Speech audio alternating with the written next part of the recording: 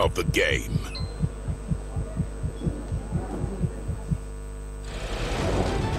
Opportunity, the freezes in the Lautaro Martinez scores. Will be Champions League final. It is the holy grail for this football club. Hit it magnificently! PST take on Inter in the prestigious UEFA Champions League final, only on SuperSport, your world of champions.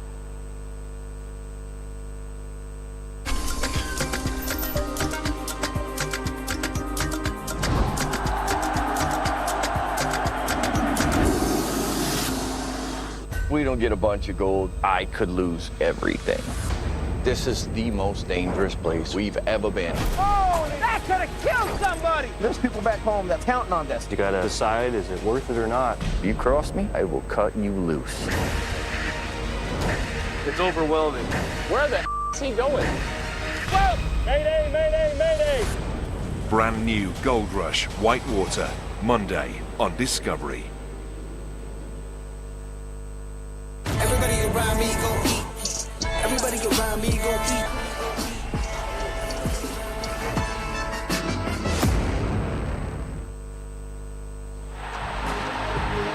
The 100th league goal of his career.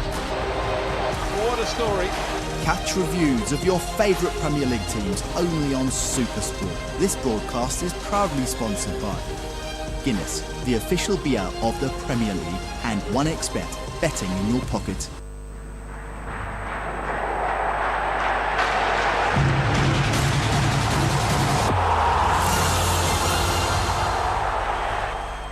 Celebrations all round at Anfield, where Liverpool will lift the Premier League trophy after playing FA Cup winners Crystal Palace. For others, a final chance to secure Champions League football. Aston Villa aim to add to Manchester United's misery. And a clash with major continental consequences as Nottingham Forest take on Chelsea.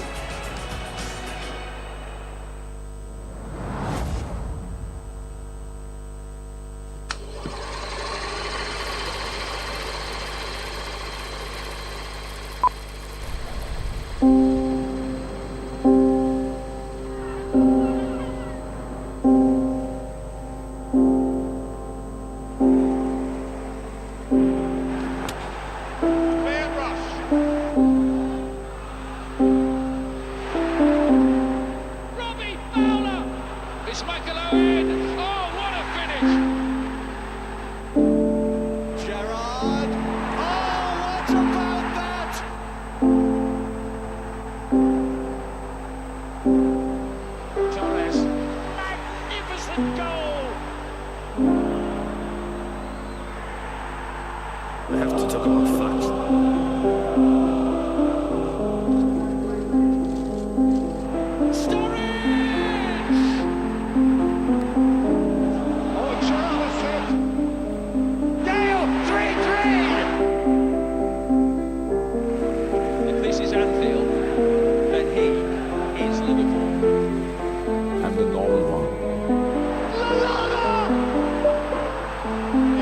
Liverpool-born fullback.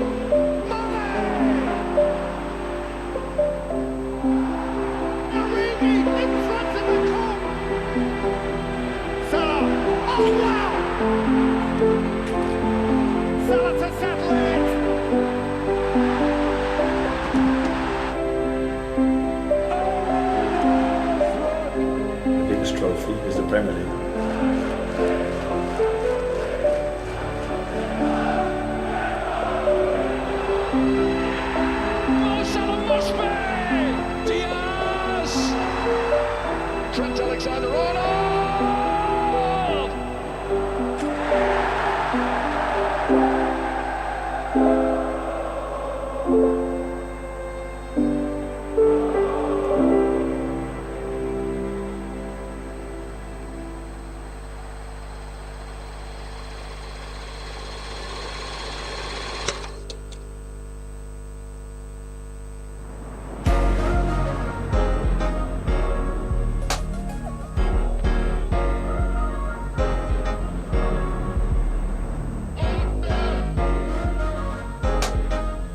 Liverpool being the most successful club in English football. Just saying it sounds fantastic, doesn't it?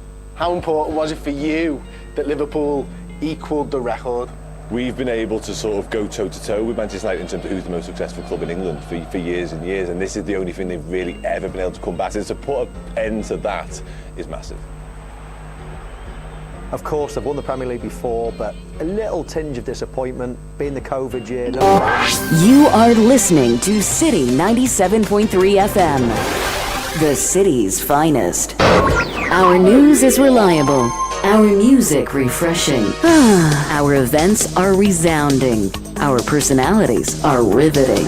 Citi 97.3 FM. We've got it all covered. You are listening to Citi 97.3 FM, the city's finest. Talk Sport Live on Citi FM. The best league in the world deserves the best coverage in the world. The home of the beautiful game is on Citi FM. What a strike! Don't miss a second of the action with the exclusive on-demand free football service from TalkSport Live at talksport.com. Driven into the net! From kick-off to extra time, get unrivaled commentary, professional analysis and expert opinion from TalkSport's dedicated global super squad. Follow your team, show your support and experience the passion of the Premier League. Oh, it's got in the net! Every kick, every goal, every great moment available on demand and for free from TalkSport Live at talksport.com. Don't miss a kick, flick or trick from the greatest league in the universe with full match commentary of every single game in the English Premier League. Oh, it's in! The home of the beautiful game is on Citi FM.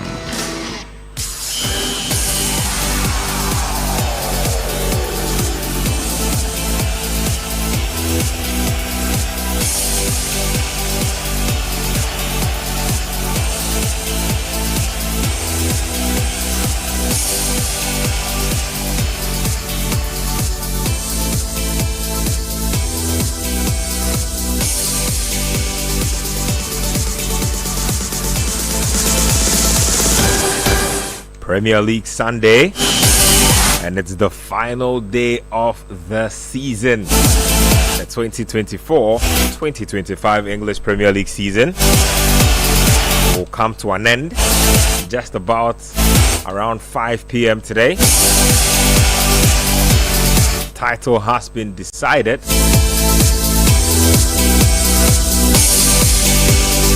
Relegation places have been decided. But we have one more plot twist. One more twist in the tale. Who will pick up that final Champions League spot?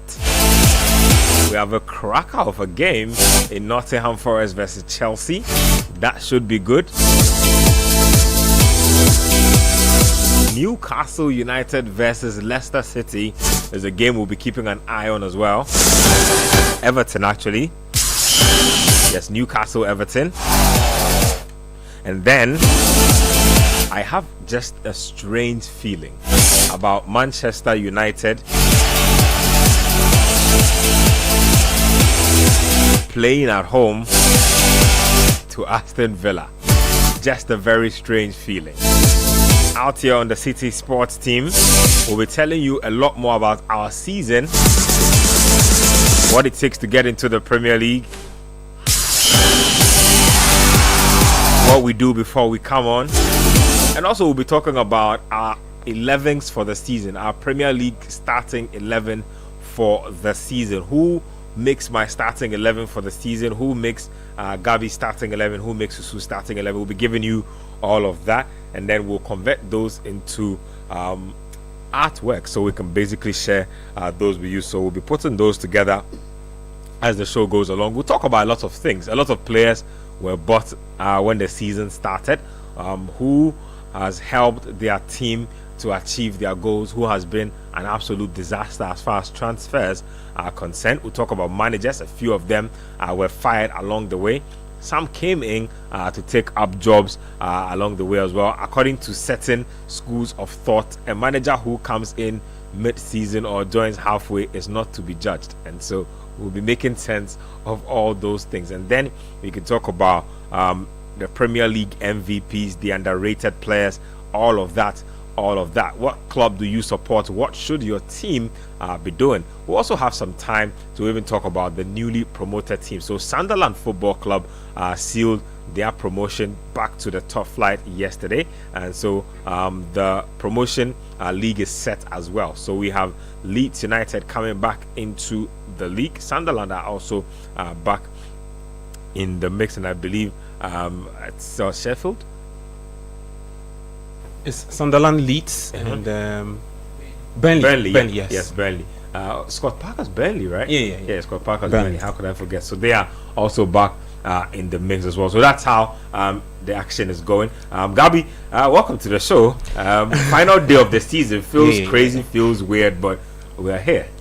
Yeah, and to be honest, I'm going to miss it. Going to miss the Premier League, and I really wish it could just return in 2 weeks. But the players would have to also take some rest for some other competitions to also take place. And I miss just the drama it comes with. Hold on, just not to even interrupt you, but just to let listeners know, we are live on YouTube at Citi Sports GH. So I believe we'll be live on Twitter as well in a bit. I'll get that for you in a bit, but we're definitely live on YouTube. So do check us out on Citi Sports GH on YouTube. Yes, Gabi, please go on. Yeah, so I was just talking about the drama that the Premier League comes with respect to coaches being fired, coaches with high expectations, coaches would have to live up to a certain standard. They go on they're unable to do that. Referees dominating headlines, the inconsistencies with refereeing decisions, the VAR that came in, the semi-automated offside stuff that also came in. Ghanaian players, of course, living up to the billing. Antoine Semenyo, props to him this season. I think he's been fantastic. Kudos. I was a bit disappointed. I thought that given what he did in the previous season, he would have stepped up. But I think for him, I'm sure we'll get into that kudos conversation a bit, because look, West Ham as a team have gone through all sorts of phases with coaches. Hilary Pettigrew, the saga, falling out with players, new manager coming in, Graham Potter. Everybody thought that Graham will take West Ham to the next level, but it's been a very bad season for Potter himself and kudos. Jordan Ayew getting relegated with Leicester City. I think it was his third team or fourth team he's played for, and gets the team relegated. Same with Fatal Isako, who couldn't see out the season because of the ACL injury he picked up. And so a lot. Partey also stepping up. I think this was one of his best seasons in an Arsenal shirt, devoid of injuries. He was an integral part in what Mikel Arteta did. But then, of course, the Arsenal faithfuls were not too happy with how Arsenal turned up the entire season. So, look, like I said, I'll miss the Premier League. I'll miss it. And the whole preparations with which it comes, what we do to bring our listeners up to speed, to run our listeners up to bring them closer to the action. And it's all down to our partners in the UK, Talk Sports, to help us do this every weekend, every Saturday, Sunday. Ben, you know what's funny? There was one Sunday, when we were here, and one texted in and said, are you boys, they sleep? Like, do you eat, do you drink, do you sleep, do you because every Saturday it's either Benjamin Nketsia in the host seat, or Bernard or myself, and you can hear from the guys who see Yao, Edem, and the other guys. So look, like I said, I'm going to miss it. And to wrap it up, I just love the arguments from our listeners, the funny names they do come with, bedroom Pep Guardiola and that kind of stuff. And not to forget the road shows that we've embarked on this season. I think we did about 5, 6. I cannot put the numbers together, but too many, okay. But I think it was very, very interactive at the various venues we went, and so it's been a very, very good season, that I can't wait to see the next season starts. Like you said, 3 teams have come into the Premier League: Burnley, Leeds, and then Sunderland. We are hoping to see if it's not just a one season wonder for them, like we saw some teams do, Ipswich, Luton, and that kind of stuff. So look, I'm just hoping that, I just wish if I had my own way, if I was part of the top hierarchy, or if I had to do things in a very funny way, I just wish that Premier League will return in the next 2 weeks. The Premier League season is addictive. If I was just watching, I agree, but we also have to rest. My body needs to rest. You have to rest. Premier League season. But and you say to add to what Sisu said, I think a lot of people are forgetting this because because of the expansion of the European football.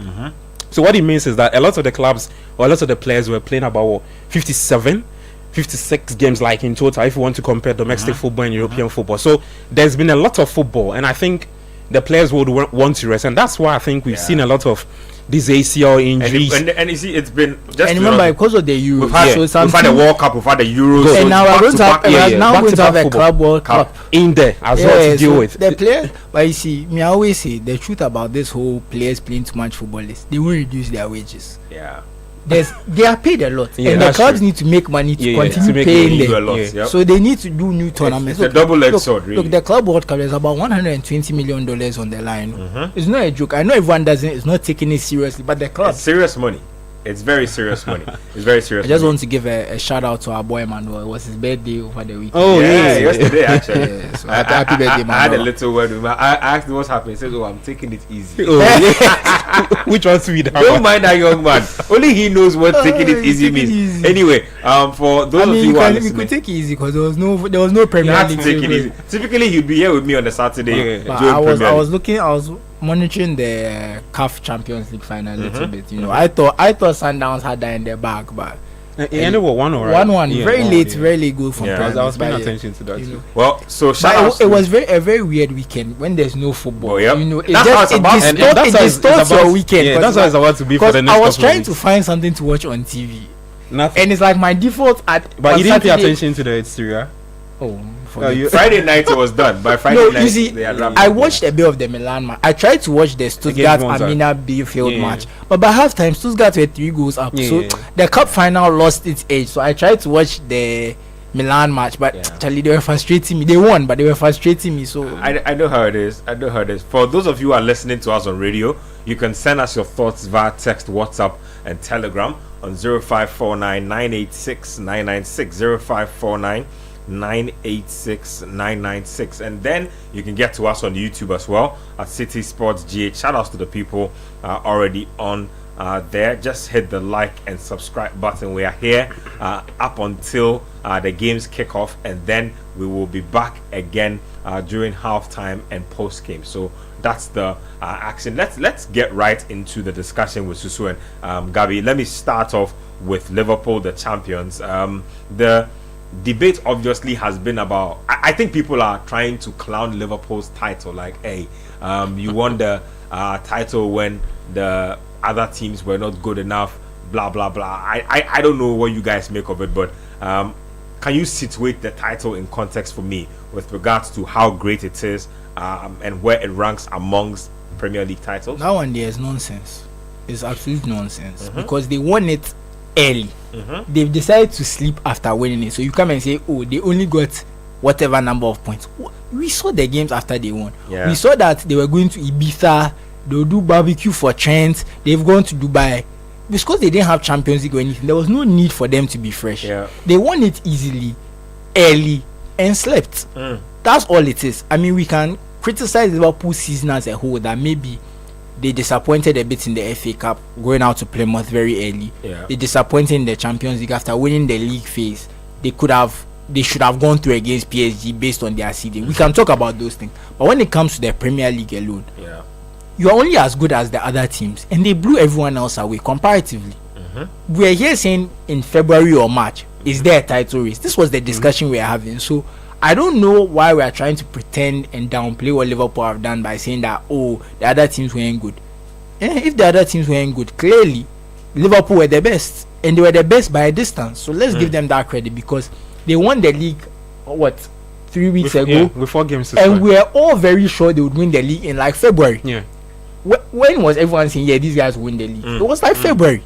It was like we're all just waiting for it to be official. So I think we should give them credit that they've taken their foot off the gas now that they've won. So it's making it look a a little bit less impressive, but it's nonsense to say that this Liverpool title is not impressive. I know in the future when people come and look at it and look at the points total and say and the other teams didn't do well and that kind of stuff. Well, as we are here sitting here to say that it's not impressive, no, I mean they won it easily. They ran away with it and they decide to enjoy their time after. I mean they are not playing in the Club World Cup either, right? So they have a very long summer and they started their summer early. If we are sitting here, if you have 4 weeks of work left and something happens and you don't want to do as much in the next 4 weeks, are you going to come and work as no?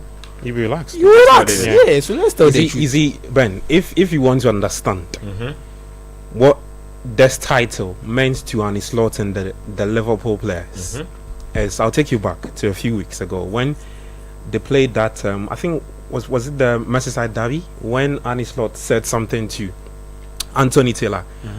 It was the Merseyside derby when he said if they lose the title, it's down on him. I think the way he got sent off. Yes, he got sent off, and then Slot was given a one game ban or something like that. And that just tells you that look, put those stories about Arsenal were not good enough, City were not good enough. Yes, they were not good enough, but Liverpool were good enough. And Liverpool played all those teams and either beat or drew. Exactly, and you see the thing about this whole conversation with Liverpool is that when you watch their games play, when you watch up until that loss against Forest at Anfield, it's always a dominant display.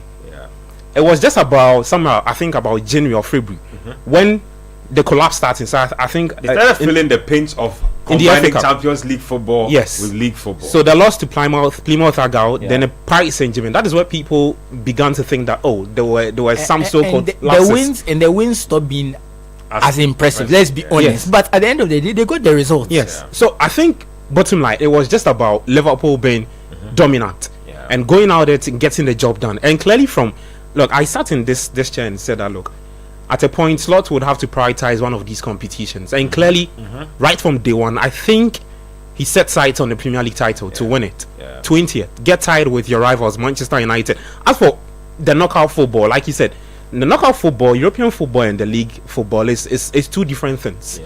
With the league, you'd have to deal with what's in front of you. It's same as knockout football, but it's your performance at the end of the day is going to tell you where you lie. Where is Manchester United now? 16, 17 because of the way they've been shambolic the entire season. That's why they are where they are. So let's give props to Liverpool. And you see, I would want to say that look, one thing that, and I've always said this, that I'll always give credit to Arne Slot. Klopp built a team. And Slot came in, took what Klopp had left. There are some managers who will take up that same team and tweak it, bring in some personnels. There are some managers who will not tweak it and not even go on that run Slot went and won the Premier League. So I think it's props to him. No signings. Chiesa, who was brought in from Juve, spent the entire team with the medical team. And did not even contribute a lot more to what Liverpool have done. And he came in, he just changed the style a bit to suit his style. Not being expansive, not playing the high octane football under Klopp. In moments when he had to be pragmatic, he was.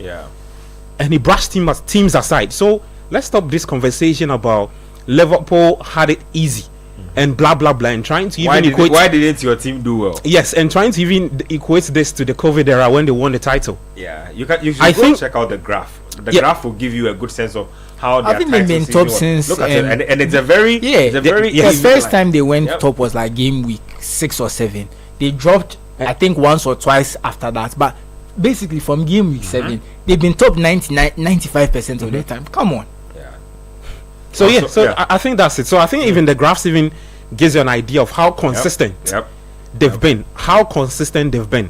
Another thing I want to talk about is I don't think even the Liverpool higher ups, especially if you want to talk about individual performances on the part of Mohamed Salah, who would have thought that at age 32 he would go on and score 28 goals, 18 assists.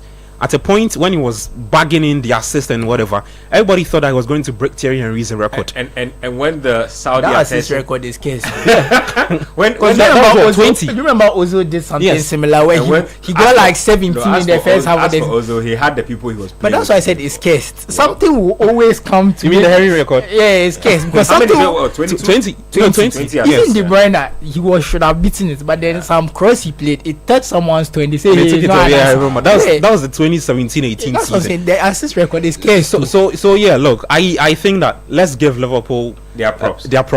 Give them their flowers. I think the real test for Liverpool come next season. Now we'll get to see which kind of players will come in and complement whatever club has used in the past season. So yeah, I'm just hoping to see how they turn out next season. There was a point where they went 27 games unbeaten. 27, and of those 27 games that they went unbeaten, I believe, okay, so those were did not play this, so it was 25 games, and those were 5 draws. The rest of them were wins. Very impressive. Are we saying that this is not impressive? That was absolutely crazy. And shout outs to Arne Slot, because it's not every day that a manager arrives in the league first season and then wins the title. And let's tell the truth, nearly everyone here had them third or fourth. Yeah, that's the truth. True. Oh, see, to make it easier, go and watch our the season review. Yes, the preview. I wasn't here, so you were not, okay. So you did not do. I went to watch it. Like, we all took Liverpool out. I think I put them second because I just didn't know what to expect from a new manager. So that's what it did. But that's it. If you go on the BBC, I think the highest. I think maybe one person had them second. Yeah. No one had them first. Yes, everyone had them third or fourth. Some people even had them outside the top 4. Yeah. Yes. Let me find out from listeners of the Premier League how you guys are going to be spending your weekends now. Just text me or send me a little message on YouTube on what you'll be doing with your weekends now. That not just Premier League, but literally the European season of football is over. I'll be getting a few YouTube comments in a bit, but let's get into some of the bigger topics for the league. Premier League MVP, I think, is very unanimous this season. I think Mohamed Salah wins Premier League. He's won. They've given him the award anyway. It doesn't need to be debated at all. Let's talk about transfer of the season, guys. Let's talk about transfer of the season. Premier League clubs are notorious for spending a lot of money in the transfer window. Let me put you guys on the spot. I know you're already thinking or you're shuffling through your mind right now who your transfer of the season is. I'm trying to think. Maybe I'm missing somebody, but I won't say Milenkovic at Nottingham Forest. The centre back? Yeah, because I'm trying to think of another transfer that has made an impact, and you can see, because at least in his case, their defense has gotten a lot better, and he's been key to that. So he's the only person I can think of to give that. Forest. Yeah, but like, sign of the season is what I'm actually realizing. A lot of signings, it's not their first season. Usually it's their second or third season before we really see who they are. A lot of signings they don't. Let me give you an idea of the players that came in, just so it can make your job a little easier. So Mikel Merino arrived at Arsenal this season. He tried, but Marco Asensio arrived at Arsenal at Aston Villa this season as well. Dean Howson already on his way to Real Madrid. Okay, then maybe between him right now, based on the names, I'll say it's between Milenkovic and Howson. So then there's more coming. There's Jorginho Rata, also at Brighton. He just stopped playing after. I think he got hit. Ismail Assar of Crystal Palace. Yeah. I think everything good that they did Palace coincided with his rising form. But you see, we are doing Premier League. We are not doing England, because if it's England, you can say you can add FA Cup and stuff. But Premier League, I think he's not above those two. I would say. So then there's Liam. But he's done well. Liam Delap arrived at Ipswich this season as well. Oh, he did? Yep. Omar Mamouche for Manchester City. Okay. Nikola Milenkovic, like you mentioned. Aaron Wan-Bissaka for West Ham United.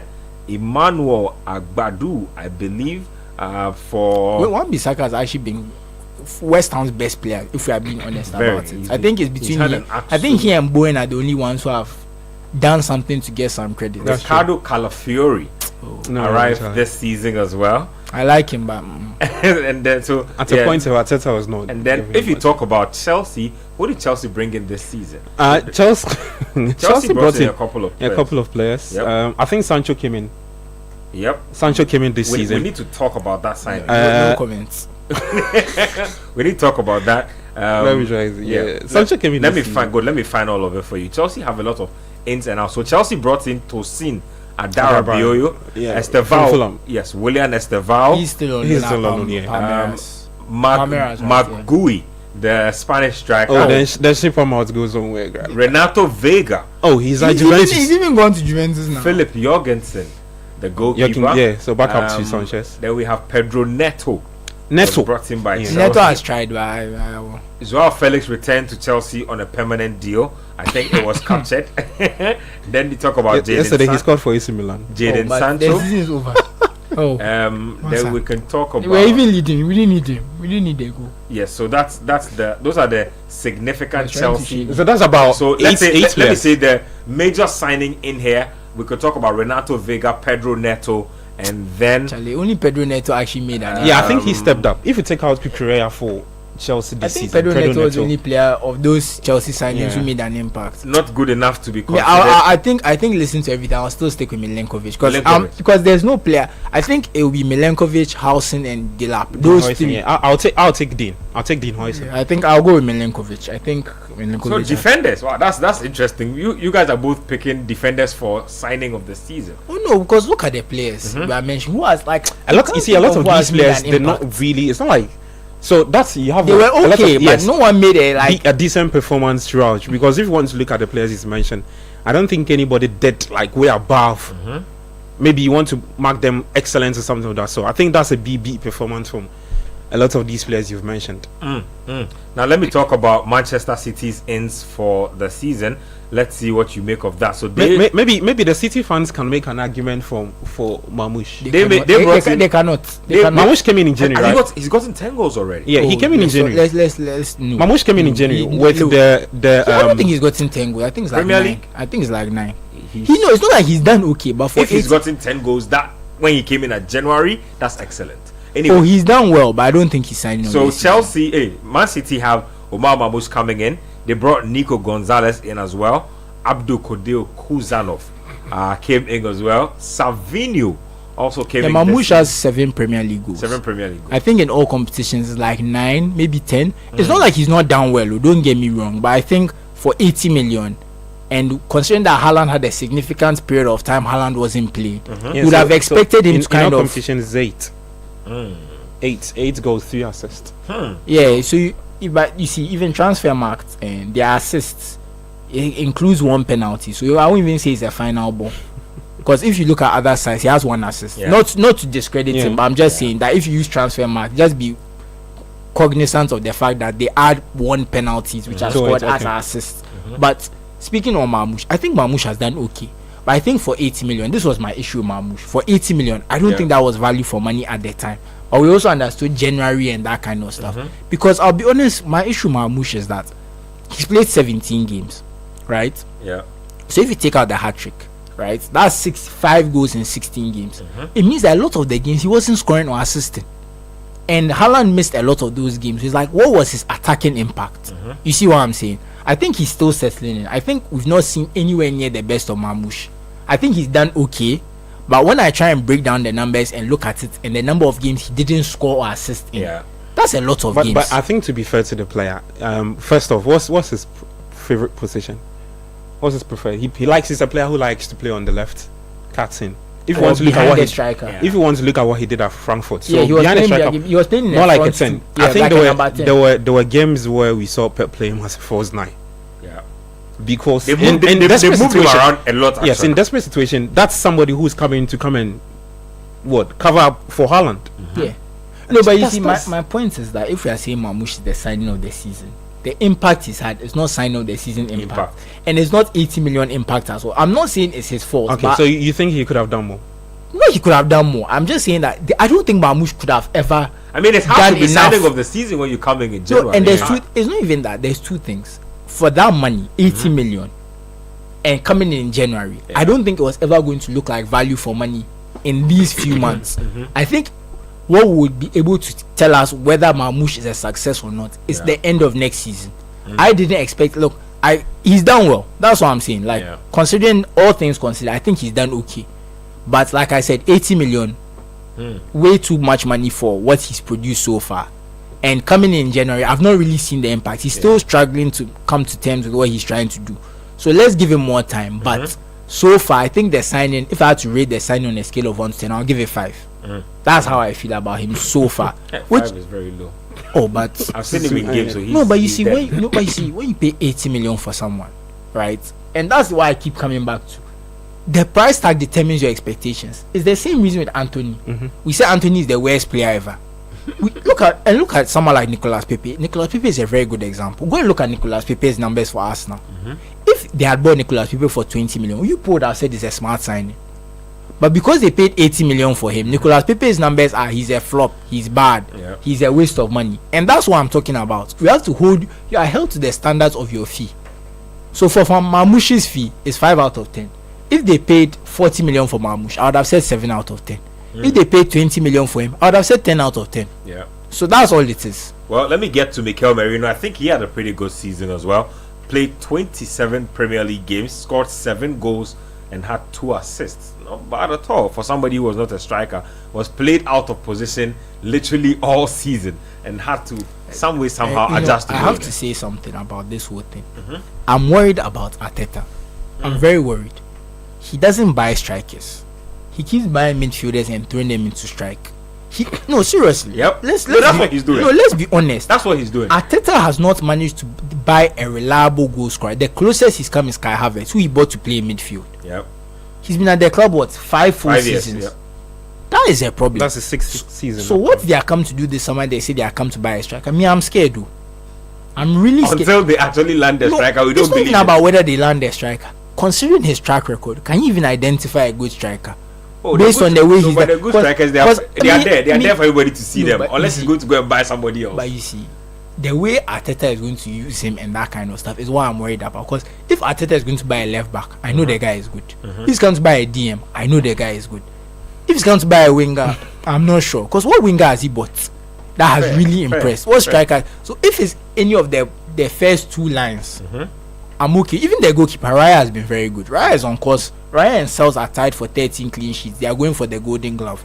So Raya has been very impressive since he joined Arsenal. Let's give him the credit. But they're striker, so we wait and see. But right now, I'm worried. So that's the word so far. But credit to Merino for sure. He has some good attributes for sure. Very, very. I think he's had a very impressive season. He gives me McTominay vibes. Very impressive season from the young man there. So between I don't even know who to pick for my transfer of the season. Transfer of the season is very sneaky most of the time. Like I think I'd go with somebody and say Arne Slot, even though he's a coach, because that was a master jumping from players now to coach. I'm saying that because it's always very tricky when you have to replace a manager who's been long term in a certain position. Very difficult. Now you don't know if the players can immediately make that adjustment. You don't know if they're going to struggle with the adjustment. It's all a lot. So for him to have been able to make the crossover from a league like the Eredivisie, look at the league table, 12 points, and they've even fallen asleep, and it's 12 points. So you can imagine if they were on their game. So that's basically what I think. Slot gets my shout, but if I had to do a player, I would say Dean Howson, because look, to play for AFC Bournemouth and to be so good enough to catch the eye of Real Madrid, that's huge in one season. And this is a Real Madrid team that is very steeped in not spending a lot of money. I'm pretty sure he's their record signing for a defender. Yep, they are very steeped in not signing anybody because they are broke. But they broke the bank for you. Yeah, that's the truth. Real Madrid is broke. They broke the bank for you. You must be really good. I've seen him, very tall guy, elegant on the ball, can pass out of defense. Very comfortable with the ball. I mean, solid guy. I'm a bit disappointed by Pedro Neto at Chelsea, but I wouldn't place it on him. I would place it on the turmoil in the club generally. I think there's been just too much upheaval at Chelsea. Players they don't have the right environment to settle down and play their football, and so he's still done decently. Ideally, he wants to play on the right wing, but Chelsea's rotational policies have meant that he's had to be moved all over the place just so he can be in the rotation. So a little underwhelmed by Pedro Neto, but I think Howson has been good. Milinkovic has definitely been good. I think he did the good part of his work in the first round. When Forest were also really solid, they gave away a lot of goals uncharacteristically in the second round of the league. So there's that as well. We can talk about flops or disappointment. Whose transfer has been disappointing, like real disappointing? Like you didn't give us anything close to what we thought you'd give us. Let me start off with Chelsea, where you ended from. Jadon Sancho. He's the first one who comes to I was flattered to deceive. He dropped 2 assists. And everybody have to ask myself, are we even being fair? Why did we even expect something from Sancho? No, it's not like we were No. Do you get what I'm saying? How can we call him a flop when he was coming from a situation where he was not doing well? He's come here. He's also not doing well. Situation already at United. No, but we were made to understand that he was not doing well because of the environment. Good. And so he came. You've seen everyone. You see, and the thing about the player is that Ben said after he dropped some 2 good performances and stuff, he came out and he was tweeting stuff that he had. Yes, and he had another player from that same team. He was telling us he was Kunta Kinte, saying that easy. But like I said, I'm very disappointed because I thought if you look at that run, that I think it was about 4 games. Where he was either contributing like assist or he was scoring. Yeah. I thought that he was going to cement that left position because clearly from the way Sancho plays. And for a while he was the one, but after a while, Maresca said this guy is not serious. From the way he plays, that's somebody who likes to cut in onto his right foot. Sometimes very predictable, and I didn't even like that part of his game because at a point he cuts in. You know that the next thing you would do is to either whip him across or try to do what. They're whipping let me give you this. Sancho's had played 30 matches this season in the Premier League. 0 crosses, 3 goals, 3 goals, 4 assists. 3 goals, 4 assists. Those are his season stats. Just in the PL. Yeah. Yes. See, I agree with you that if I was to choose a signing, Sancho is the first that comes to mind. But I'm also thinking to myself, like I was saying earlier, the guy didn't do well at Manchester United, right? Let me give you the names of the players you can consider. So there's Carlos Soler. Big reputation guy. I believe he came from Paris Saint-Germain. Yeah, but everyone, you see, West Ham too. Nobody's thinking about you. Edin Nketsia. West Ham also had Edin Nketsia moving from Arsenal to Crystal Palace. I think he's been very disappointed. But you see, I thought that was also a weird transfer because I just didn't see him displacing Mateta in the first place. You know which is more disappointing? Fabio Carvalho to Brentford. I really wanted Liverpool. You mean the Liverpool's good? Oh, he had a breakout season, I believe, on loan. He was feeling very good about himself, and then I think Liverpool needed to move him for PSR reasons, and so he was very unhappy. There was a point where his dad was in his Instagram comments saying they should free him. If it ever comes to that point. No, you're right. I agree with you that when I think about it, Sancho is probably the flop of the season, but I'm also trying to think, are we being fair to Sancho in the sense that... But who else would you give to? Do you know Calvin Phillips is alive? Calvin Phillips made actually the switch. no it would be yes I'll say Calvin Phillips made the switch. What was he? West Ham United? Ipswich. West Ham to Ipswich. Yep. No, was it not City? No, he's at Ipswich now. But I'm saying he wasn't there from City. West Ham didn't buy him. No, they didn't. He was on loan. Okay. And that's what I'm saying. You went on loan to Ipswich. You're supposed to revive your career. You are the one with Premier League experience. Do something interesting. He was getting red cards. He was getting run past. Maybe he needs Marcelo Bielsa because that was the one time when he was. But you see, the reason why I don't even buy that is we saw him at Euro 2020 starting for England. He looked decent starting for England. He was playing against some of the best midfielders in the world, and he was looking okay. Yeah, if you ask me, I thought the football in him died. The football in him is dead. I don't want to be that harsh. Look, it is dead. I'm talking about his time at City. I saw a few comments from Pep, and clearly, if you paid attention to Pep's body language, he didn't look like a player he liked so much. And you know the thing with the injuries to that came in. Yep. He was never the same again because he looked very ordinary. He looked very off. His time at West Ham United, when I thought that was the place for him to like put his career together again. Yeah, it just went from west to west. So I don't know. And you see, it's even made the whole situation very, very dire because now everybody seems to have forgotten that he's even playing football. And so that's a very dark situation. I'll take Calvin Phillips because I don't think anyone was expecting him to move mountains, but at least be one of the better players in a bad Ipswich team. Raise the quality of the team. And even then, you couldn't impress. Let's not forget Mason Mount. That's last season. Okay. Archie Gray is a good candidate for me because they bought him for 40 million. You see, I disagree. 40 because million. First of all, he came. They didn't even play him in position. He spent the whole season playing centre back. That's true. He played and this is an 18-year-old. If you see, I think in Archie Gray's case, he was always one for the future. It falls in your context of we create expectations for you yes, based on your price. But you see, I also give Archigray the caveats that everyone knew he was bought for the future. No one expected Archigray to come and start this season. When Mamouche came, everyone was expecting Mamouche to instantly try and help save their season. Yeah, that's the difference. But I get your point. 40 million is a lot. If you play him out of position, you don't help him. These are all the things that I want them to sack Ange Postecoglou. But let's move on. So Archigray is in the mix as well. I'll let them catch their breath. But yeah, Jamie Tai and Edwin Kwakofi have just joined us. So we're just discussing transfers of the season and transfer flop of the season. Milinkovic and Housen are leading the polls for transfers of the season. And then when you talk about flops of the season, Jadon Sancho is holding the banner, being given I'll give it to Calvin Phillips. a strong competition by hoisting the banner confident. I'll take I know Edwin disagrees, but he said what? He starts at 3 goals and 4 assists. In fact, another Chelsea fan, our former colleague Ebo has given me a strong rebuke in my messages that he does it. That why are we talking about his golden boy like that? And Nketsia, I think, is a strong candidate for flop of the season. I'll say Calvin on transfer. But let me welcome you out to the show. You're welcome to the show. Thank you very much. Let's get right into it. I mean, I'm sure you are tossing a few names around in your head on who should fit to it. Let me talk about your transfer of the season. Milinkovic. Wow. Yeah. Milinkovic has a lot of because you ask yourself, where was Nottingham Forest last season? Last season Mourinho was there, right? Yep. Mourinho was there, and he comes in, and all of a sudden they get transformed. Really they get transformed into one of the best defenses in the league, and they are on the verge of qualifying to the Champions League, which was something that no one ever thought that Nottingham Forest could do. And so you have to look at Milinkovic, and honestly, for me, he has been the signing of the season.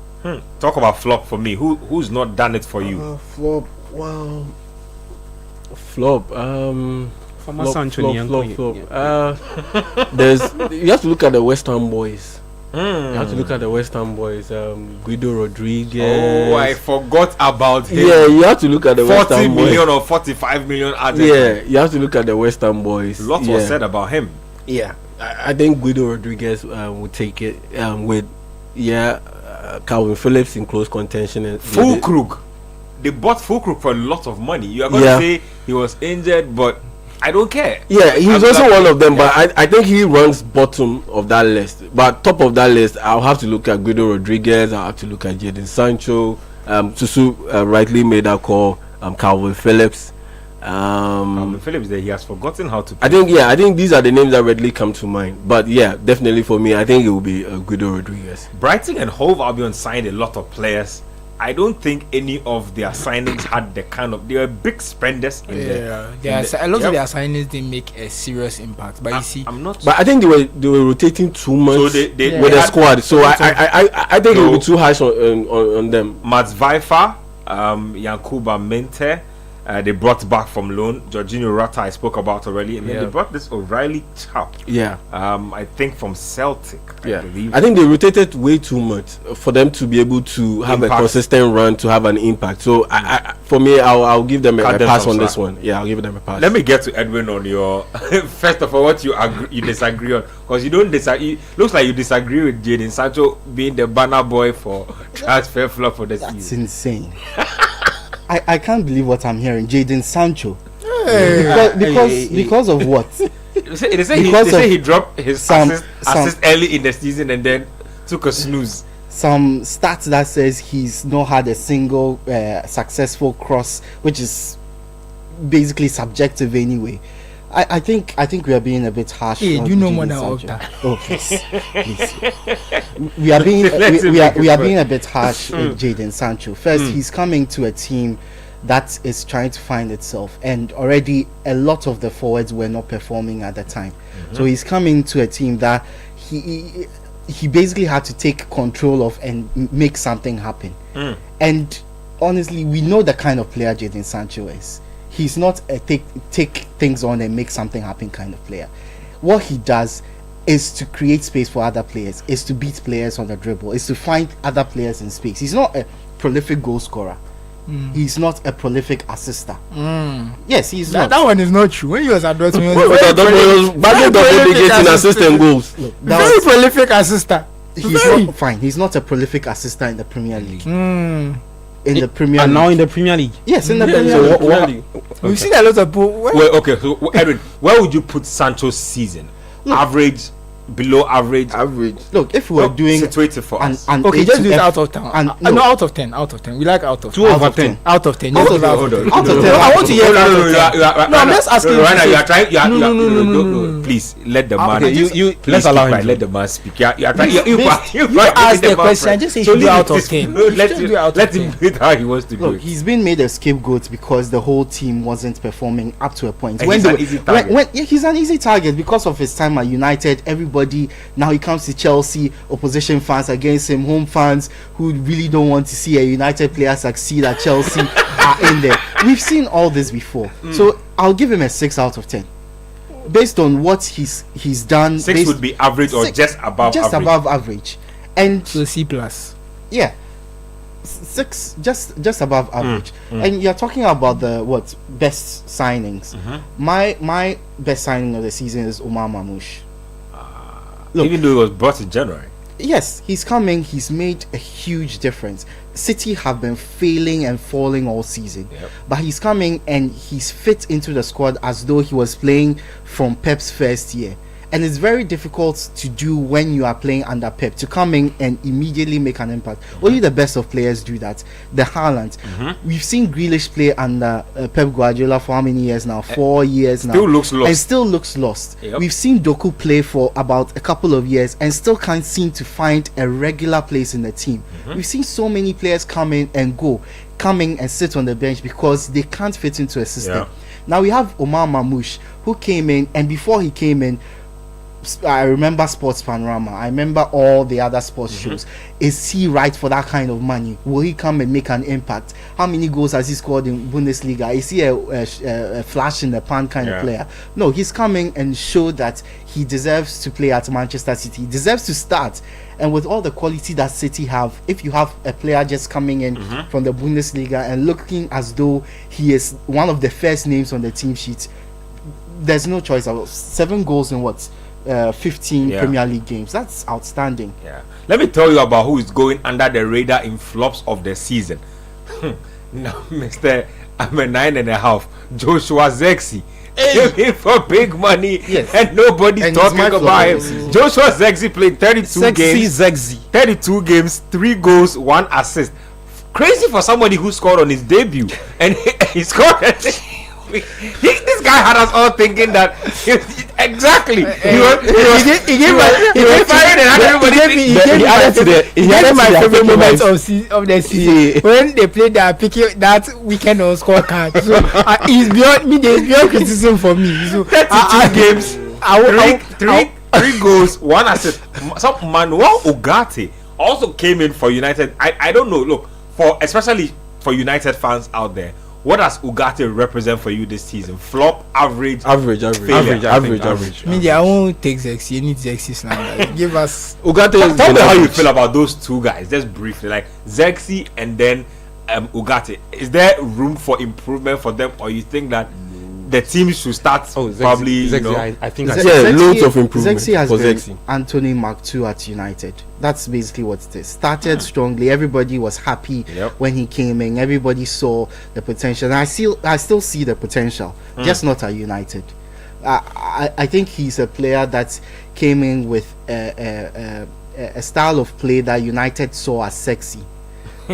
Forgive the pun. They saw as sexy. They saw as they saw potential in him, but unfortunately he came in at a very bad time for United.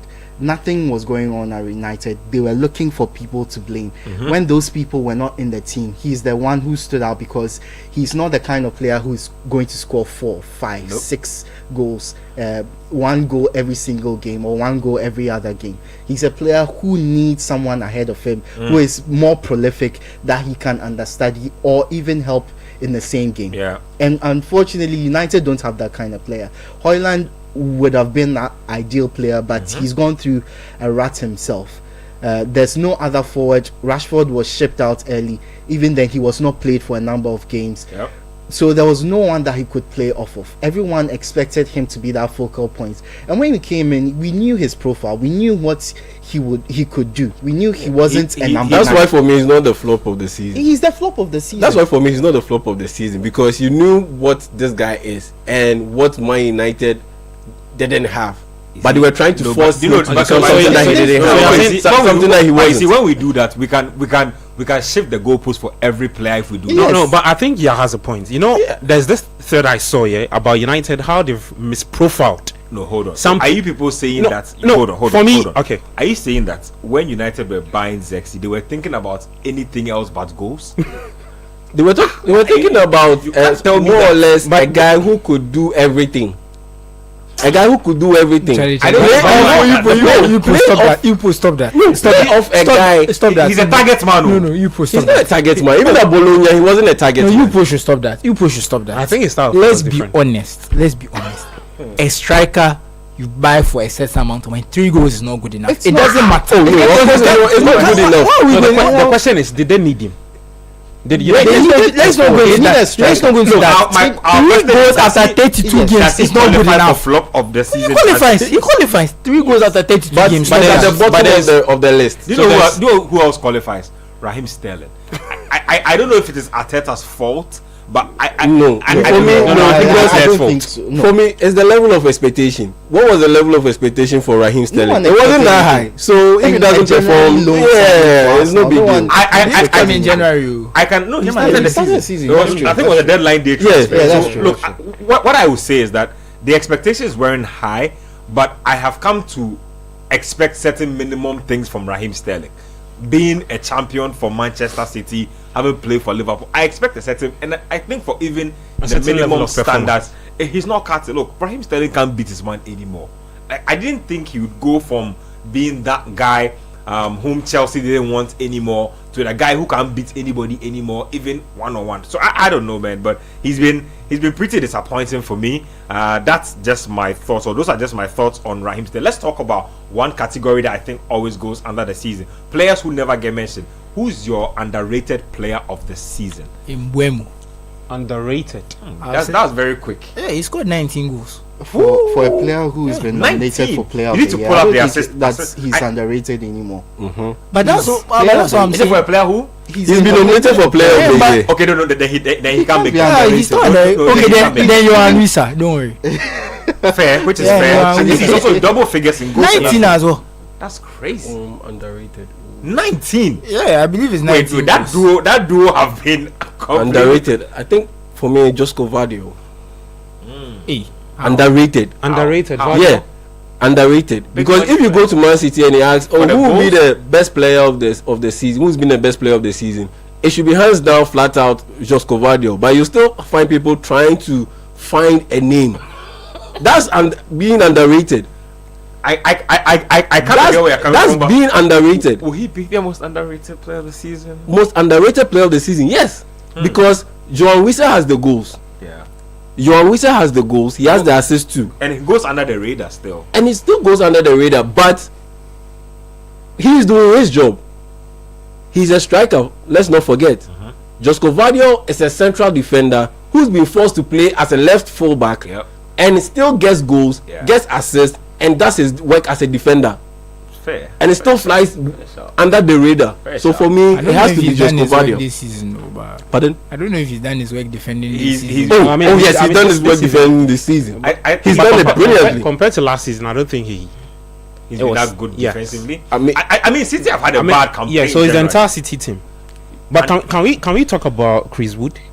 Oh, I don't think. I think he was also nominated. He was also nominated. Yeah.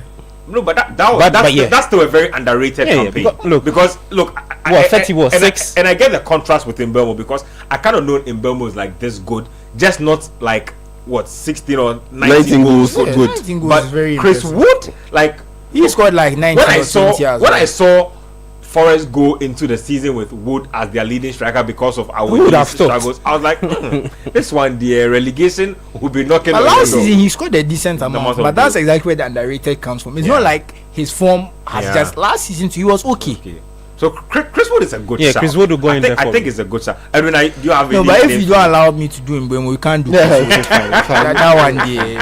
I don't think that one. But I think Morgan Rogers deserves a shout. Oh, He's been outstanding for Aston Villa. His name this dropped season. in one. And Aston Villa have struggled in the league because of their Champions League commitments. We all know that. That is a very good name. But Morgan Rogers has been brilliant throughout the season. Had a breakout season, actually. 12 goals, 12 assists. Underrated? I don't Yeah. think he's underrated. I think he's given the just or due credit. No, I don't think so. Did you think Morgan Rogers was a 12 goals, 12 assists as a season player? Yeah, I don't think When he mentioned Morgan, I thought he was going to say Morgan Gibbs White. Fair, what is even fair? Well, he gets into that conversation though, but I don't think Rogers had a lot of mention like that. I don't think people saw Rogers. You know, unless you play Football Manager, then you've seen him coming back. Underrated. Yeah. Means what you've produced is still flying below the radar.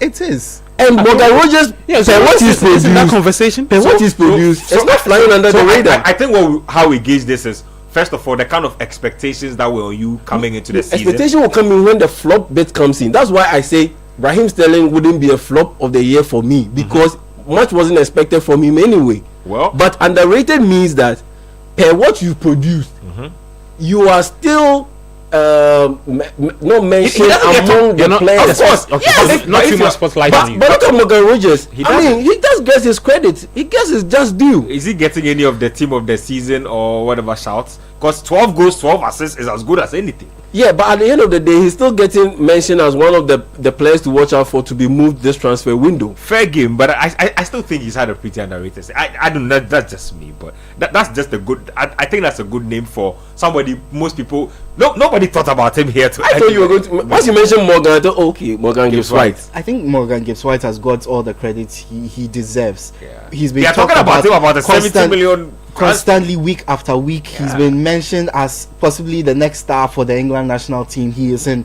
the awards contention. He's a player who is getting the credit he deserves. So I don't see him in that underrated category anymore. I think Mikel Damsgaard has had a very under the radar season. That's an underrated player. Very. I don't think so. That's an underrated. I've forgotten how much hype he had after the Euros.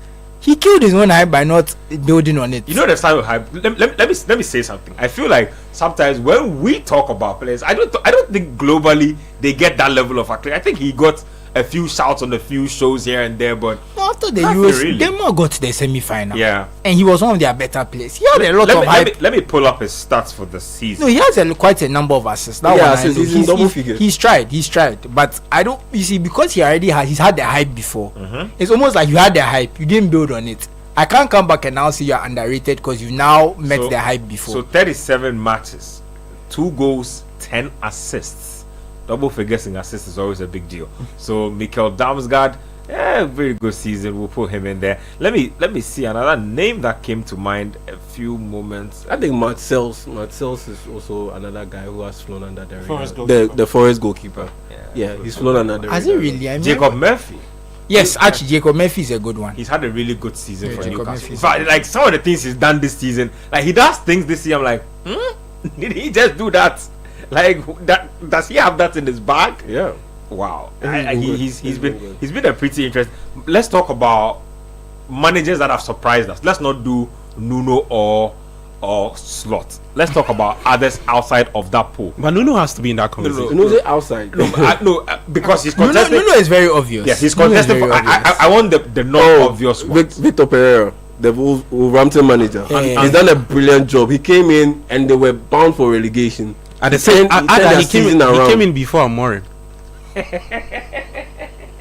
But at the end of the day, he came into a worse situation than Amorim and still had more points than Amorim. Yes, that's why for me he makes it. He makes the cut. Okay. Yeah, for me he outside Nuno, I think he's and Slot. Yeah. He should be the best manager of the season. Outside those two guys, he should be the best manager of the season. Victor Pereira. If Andoni Iraola had managed to get Bournemouth to the Conference League, he would have been my pick. He would have been my pick, but it looks like he wouldn't be able to do so. So I have to give it to Victor Pereira. But regardless of that, I'll still give it to Andoni. Yeah. I'll still give it to him. Not because if he misses out on the European football next season, is a failure. I think I'm looking at two things. Some of the wins he got this season against the so-called big teams, the performance in general from Bournemouth, and the players he was using. I don't think a lot of people expected the sort of personnel he used this season to play the kind of football we saw under Bournemouth. I don't think so. Milos Kerkez, Dean Huijsen, these are players that have lived up to expectations. And it's all done, even our one Semenyo. Let's not forget. So I think for me, I'll give it to him. That's a good one. Let's get to some other stuff. I don't know if you guys remember your goals this season. I don't know if you can call on the goals that really did it for you. You can call on the games that you enjoyed this season the most. There's that to look at as well. So go through your head. I'll read a few messages. Just try and flip it in your head and see if you can remember. But just so you guys know, I have the guys from the After the Whistle podcast, Gerald Crack and Smiley. They'll be joining us just around 2:30. We'll be talking some Premier League action with them as well. Let me read messages now. So Patrick from La Paz Newmarket says, good afternoon, guys. I'm really surprised you've not spoken of Raheem Sterling's move to Arsenal as flop. Well, I mentioned it. I've not been enthused at all. Freddie Hans from Insawam Prisons Barrack says, fantastic afternoon, guys. Fantastic afternoon to you guys in the studio. Flop of the season is Zexi. The guys sound rough. Chelsea is winning against Nottingham this afternoon, and we are playing Champions League next season, Charlie. that game, if you don't go your way, it's gonna be really crazy. Marcelo, Marcelinho, hey Charlie, this guy says the Agama Lizard way of downplaying the legitimacy of the Liverpool title is hypocritical and unfounded. The Reds deserve it, and congrats to them. Those complaining can also try and win it early next season and enjoy the parties that come with it. Nee says, Susu, don't pretend as if you aren't aware Arsenal won the Champions League yesterday. Don't pretend. You mean Arsenal women? But this is a men's football show. Don't do that. And when you don't hit your targets on one side, this is what you do. You see that Arsenal Women's Champions League, they should use it to banter the Chelsea women. They can say, you won the league, but you won the Champions League. But here we are talking about men's football. Fair game. George from Atadeka says, good afternoon, Ben. I hope everything is fine. Greetings to the panel, especially Coach. Coach should be joining us in a moment. He's been away in Tamale doing some things. Anyway, he says, tell him to play for Chelsea to win today's game. Eric from Community 25 says, I'm on my way to the Good Park, Accra Mall, to lift the EPL trophy with my dear LFC. Those who are not impressed with our win can go to Titanic Beach in Teba and cool down. Hey, Charlie. Nana Kwame from Sudan says, hi guys, you guys have you been going to Titanic? Charlie, you know how old you have to be to actually call that beach Titanic. Titanic. Do that. Anyway, this one says, you guys are doing a fantastic job. Remember the comment about Maxence Lacroix? Guy is very good. This is my unsung 11 of the season. He has Matzels, Munoz, Lacroix, and Robinson, Semenyo, Andre Gomez, and I think it's Tillman, Rogers, Mbelmo, Njai, and Wisa. Interesting. Flops of the season, he has Sanchez, Kilman, Badiashile, and Keane. Somari, Skip, Werner, Sterling, Jesus, and Hoyland. Has Jesus seen the pitch this season at all? He saw the pitch and before January. Then he go injured. Always injured. Anyway, so those are some of the. So I was talking about goal of the season and game of the season. I don't know if you guys have pulled up a few. Gabby, you want to go first? Yeah, let me start. I'll start with Isak's goal against Liverpool, the long range strike, the 3-3. I like that goal. It was a midweek game. Yes, nobody expected it. Not even the defenders. The 10. Is it the one where he had Van Dijk outside the box? Oh, this was outside the box. Yes, outside. Just before he gets to the D. It was the game in which Kelleher made that mistake at the end. Yeah. I love that goal. And maybe the second one I would want to talk about is let me see. Okay, let's stick with this one. So Isak, wanna go? Goal of the season's hard. Like, cause there's so many good goals. Like you'll be watching. Then every week someone. To be honest, this season we've had a lot of like. Look at what Mamouche just did last. Yeah. He's made you think. Mamouche has like 3 contenders in there for somebody who came in January. He's been actually going crazy since. I think that these are the reasons people are very impressed with him. But I mean, I'm not impressed. You are just being. Honestly, I just being. For me, honestly, that goal doesn't cut it for me.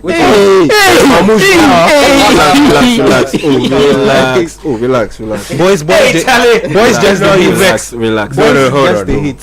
Even me, I'm a hater, but I can't hit like this. That goal. Which one is this? Any player who plays for a top 6. Which one exactly? The goal he scored against AFC Bournemouth. Oh, okay. Any player who plays for a top 6, top 7 team in the EPL can score that goal. Look at the amount of space that he was given against AFC Bournemouth. Look at the amount of time that he was given for him to size up, shape his body up, and strike that ball.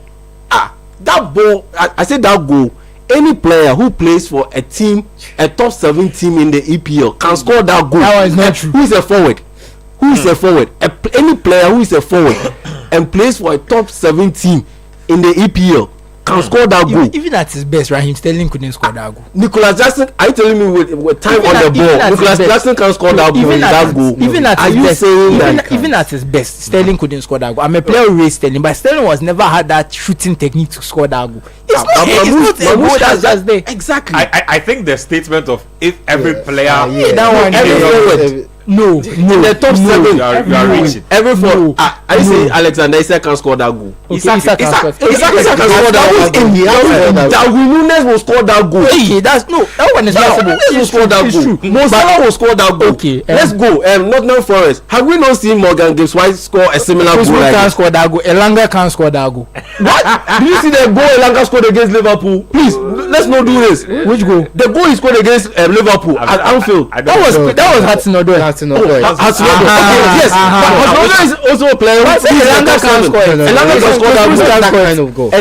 score that kind of goal. Hudson-Odoi has already scored that kind of goal with more difficulty. So look at the goal that he scored. So what's your goal of the season? Goal of the season. What's your goal? I have to look at the Isak goal. So Isak, same goal? Yeah, the same goal. Yeah. Wow. Same goal. You have a goal of the season. I don't have. Top of my head. There's just too many good ones. There's too many good ones. So I'll just say it's difficult for me. But have a goal of I disagree with you. That goal. No. Don't do a slow motion of that goal. That Omar Mamouche goal. Look at the amount of time he got on the ball. Amount of space that he got on the ball. I'll talk about Ghanaians in the Edwin, give me your goal of the season. You go talk Kopama. I'm a little biased. Kopama had some early nice and very early nice. That's what I'm saying. I'm looking at the goal, like the compilation. I like it. In October against Newcastle. Against Newcastle. Yeah, and it's not the finish that got me. It's the pass. The vision of Kopama to find a pass to the left hand side to Pedro Neto. That was a brilliant goal, and so far the one from Jackson, right? Jackson eventually scored it. It was the pass from Kopama that got me to find Neto from all the way deep inside Chelsea's midfield. A good goal. Bypassed the player, which it bypassed the defender. I think I can't remember which defender it was. Found Neto and was able to put Jackson through on goal. I think that Kopama assist, it wasn't even assist, a hockey assist from Kopama to Jackson goal. I think that is the goal of the season for me. Goal of the season contender, so many actually. Yeah, I'm watching it now. I can't. I'm getting even more confused. Anthony Gordon has done his bit. Bukayo Saka has done some crazy stuff this season. I've seen him score some outrageous goals. But let's talk about Ghanaian contributions in the Premier League this season. Somebody made a statement at the start of the show that I didn't like, but I let it slide. Said something about Jordan has taken another team to relegation. I'm not sure what that was. Well, that's I don't know. How many teams? I don't there's Swansea, Aston Villa, and Leicester 3. Yeah, so if the start, he can't run away from it. That's it. Ramsdale too. Ramsdale he's playing for England, so don't worry. That's crazy. Anyway, so let's start off on that Jordan note. So, are we expecting him to leave Leicester? Is he going down to play in the Championship? Of course he's leaving. I think at his age, it's okay if he plays in the Championship. Yeah? No, because you are declining. It reached a point at Crystal Palace you weren't able to start. But you think Jordan sees himself as somebody who's declining? I don't think so. There's a disconnect between how we feel about him and what he thinks about himself. The thing is, there's two things. You can play for the Black Stars if you're a championship player. If that's what we are talking about from our perspective. No, I'm talking about is he good enough to come back to the Premier League and do it again? I'm just saying, which Premier League team will want him? Newly promoted teams? I don't think so. Why not? Because right now all these teams are running it in a business mindset. You'd rather buy a young player who can improve, and if you are going down, you can sell him for a profit. If you buy Jordan Ayew, who's going to buy Jordan Ayew for a profit at his age? Nothing to do with Jordan, but the football economics don't make sense for a promoted team. His wages might also be high. All those things. I think he's okay staying at Leicester. That's the way I see it. I feel like at his age, there's nothing wrong with playing the championship. He's 33, 34. There's nothing wrong with going down a step at this age. And his Premier League starts for the season, so 29 matches, 5 goals, 0 assists, but that's not his forte. So 29 matches, 5 goals, pretty decent. Better than Zexi. So. I think he should just go back to France. I think he should just go back to France. This Zexi slander will not stand. He's my worst player, but he doesn't take penalties. He's never taking a penalty. Who are you talking? Who are you? Zexi. How many penalties did Jordan take this season? At least 2. I think twice. At least 2. Maybe even 3.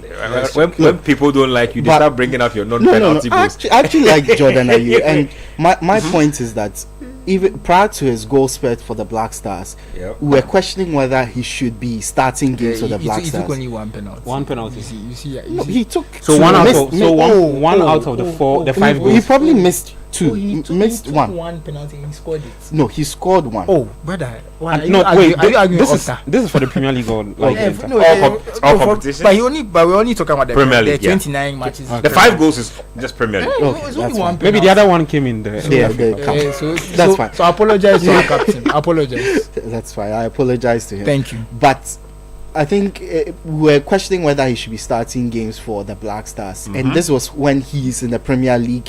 He's playing starting games for a Premier League club, and now imagine if he goes down to the championship. And that's why I'm bringing this up. Yeah. People will say the Black Stars captain is playing in the championship, especially when the goals dry. Hasn't that happened before? Especially when his goals dry. He was playing in China. No, but hasn't that happened before? Wasn't Andre playing at Swansea and doing very well at Swansea, and he was captain? Was he captain then? Yes. No, Jan was captain then. Andre became captain. He was his deputy. He was his deputy at the time. He was there. No. Swansea was a long time ago. You are forgetting. No. It wasn't as long ago as you think. I think it was the time Jan was playing in China. Yeah.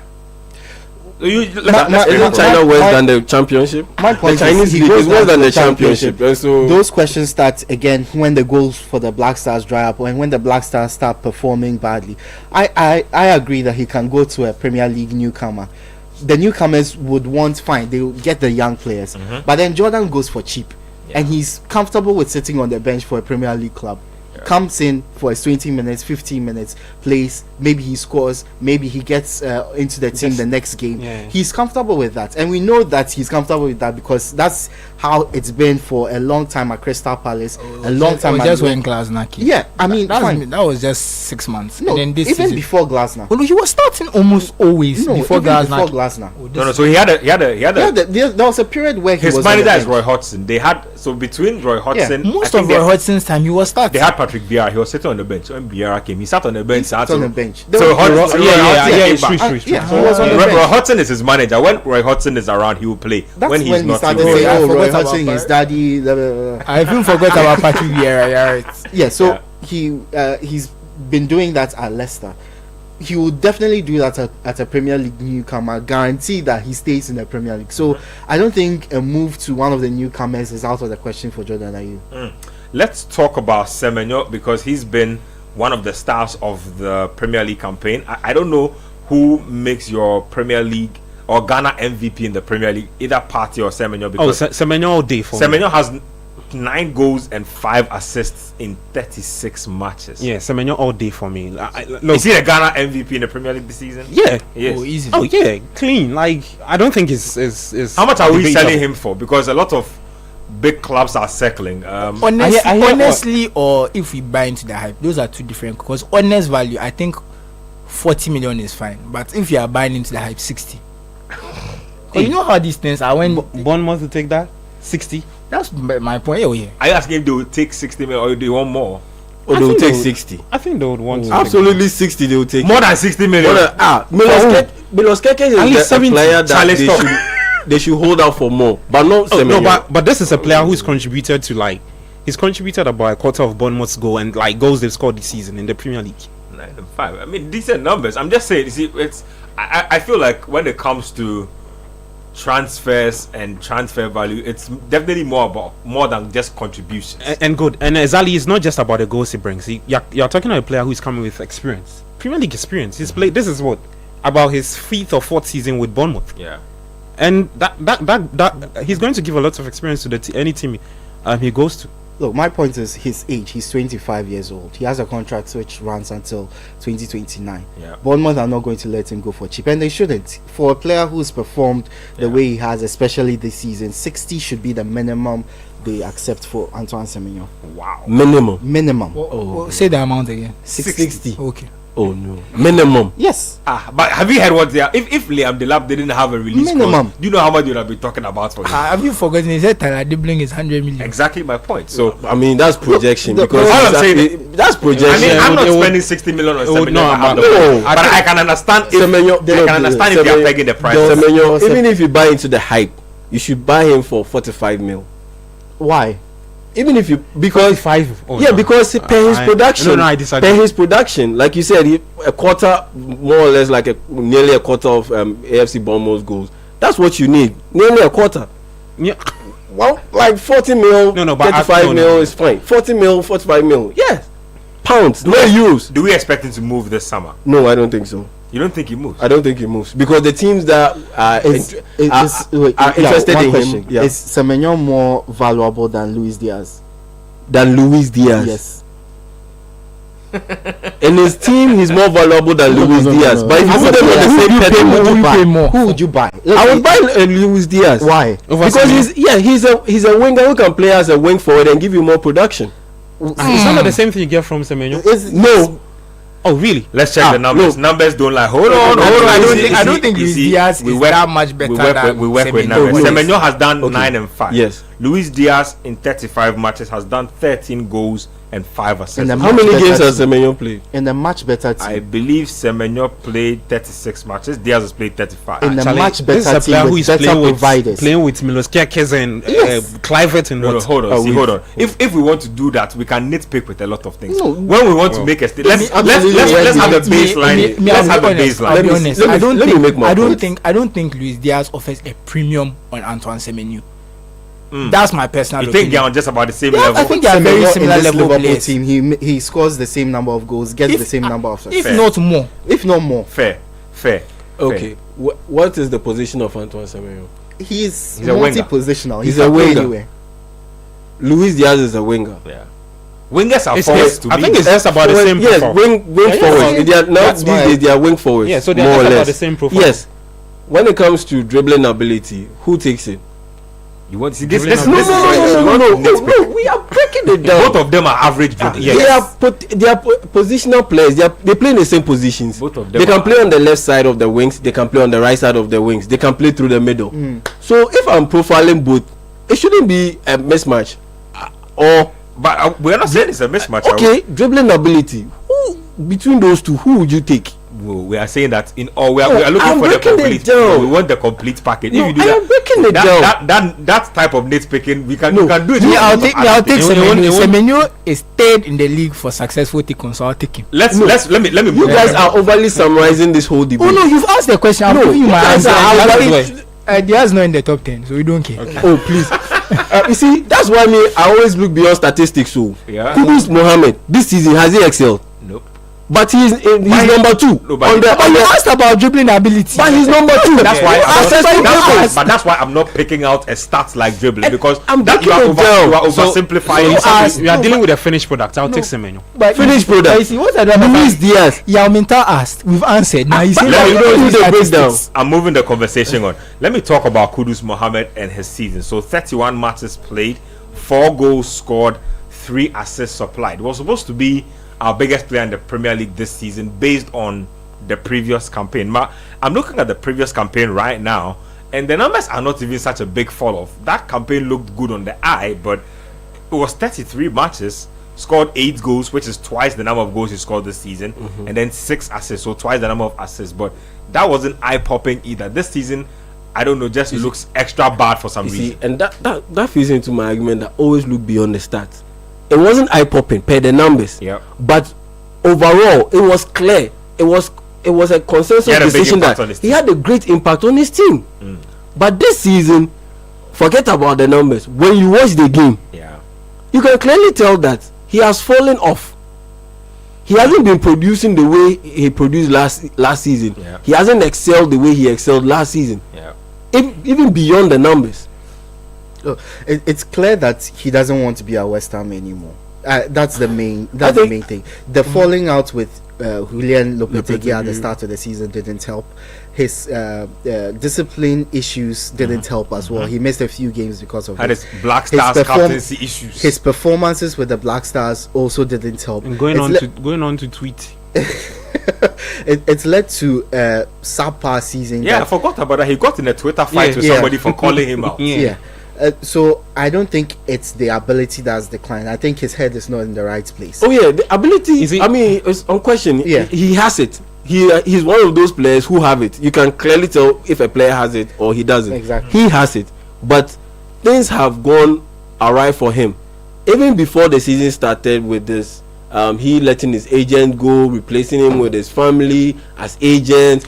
Charlie, so many there's been too much action around Kudus this off season. The pitch. Then the season starts. Then he clashes with Julian Lopetegui. Then he vents his frustration on a Tottenham Hotspur player. He gets banned for a couple of games. He gets fined. Like everything just was off. What you're missing again is that, like I said, he fired his agents this season. Yes. Had his family take over on an interim basis for a while, and then went on to sign with Germany's biggest sports marketing agency.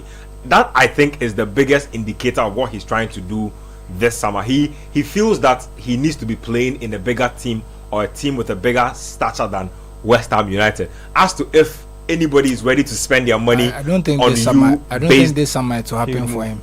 The Saudi clubs are calling as well. But is that where he wants to go? If his idea is he wants to play for a bigger club, higher reputation, more visibility. There's that. It's not Saudi you go and get that visibility. Maybe he wants just more money too. Maybe if the money is good, he will forget about bigger reputation. If it's more money, then Saudi for him. More money. But are we expecting him to move this summer?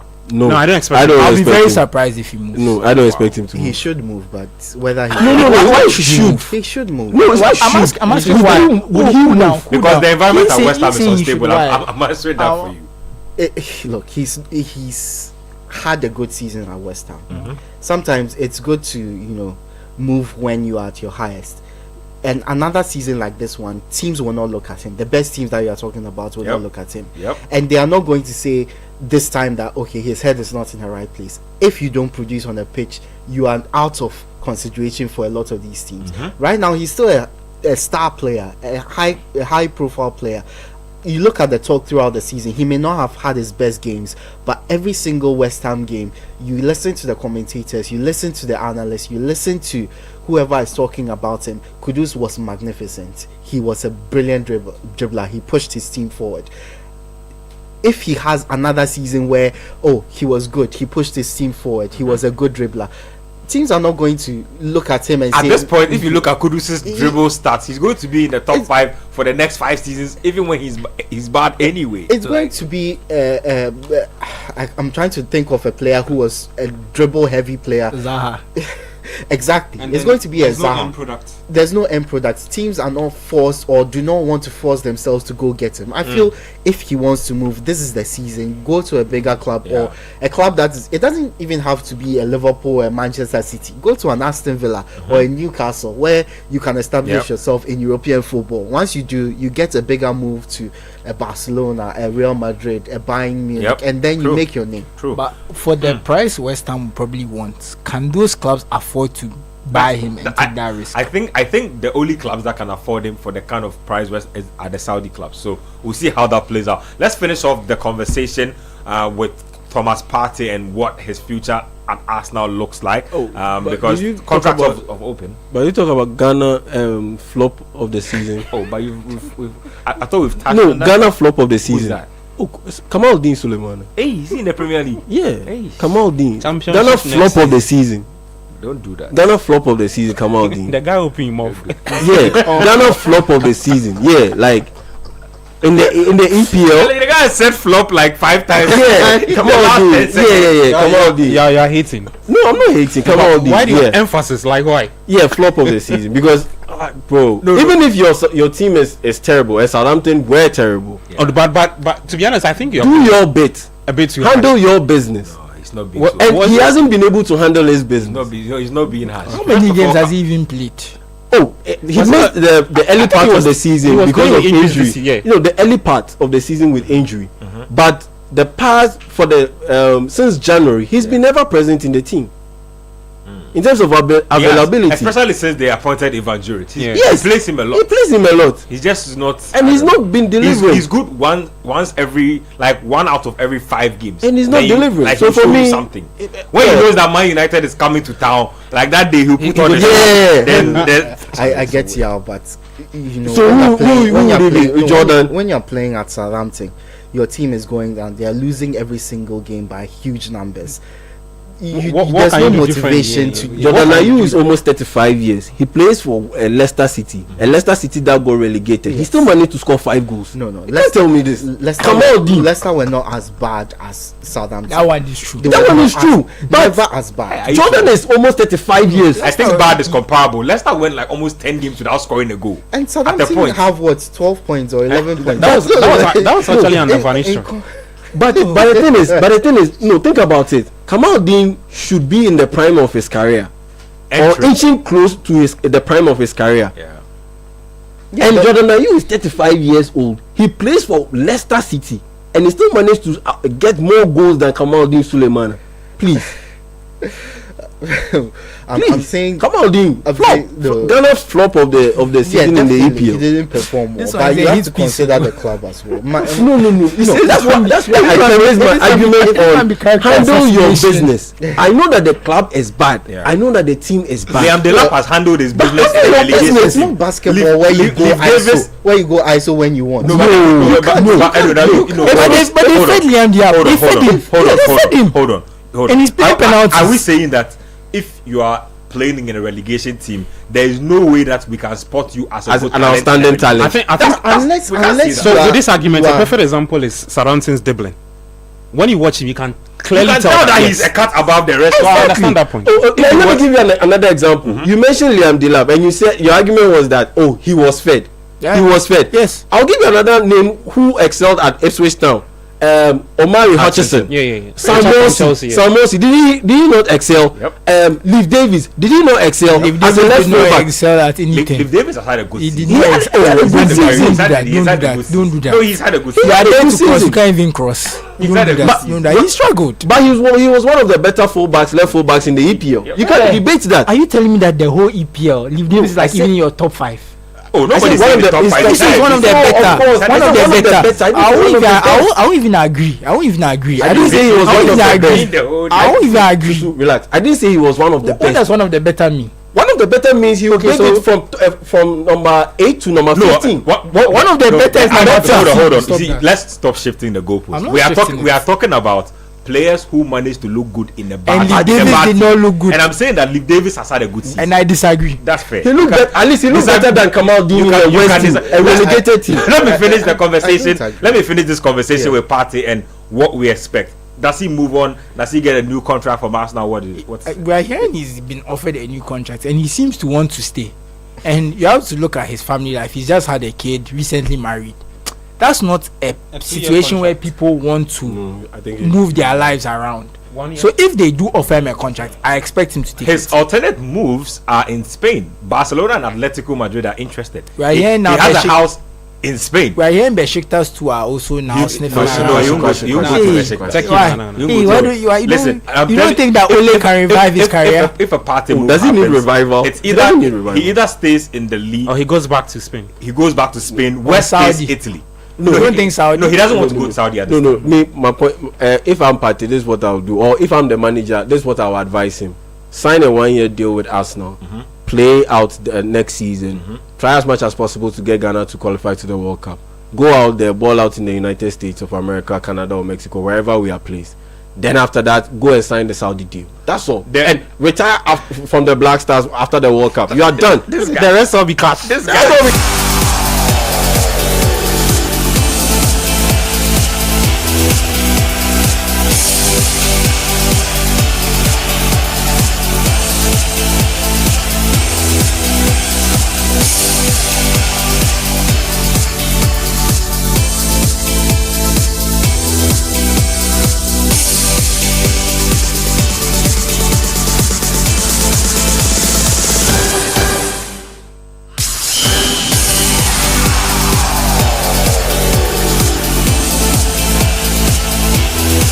Okay, let me do a little substitution here. I have the gentleman from the After the Whistle podcast in the studio, Smiley Bannerman Wood and Gerard Crack. I was asking Crack for his government. He says, no, this is fine. So we'll keep it like this. Sally, he has one of my favorite sound bites of the season. I just hope we could get that sound bite, you know. I was on the podcast with them at somewhere mid-season where Amorim had been hired, and we're talking about Ruben Amorim. He says that, listen, he says Ruben Amorim, the only guy whose name rhymes with Amor Fire, Amor wins, Amor everything. I really wish I can get that.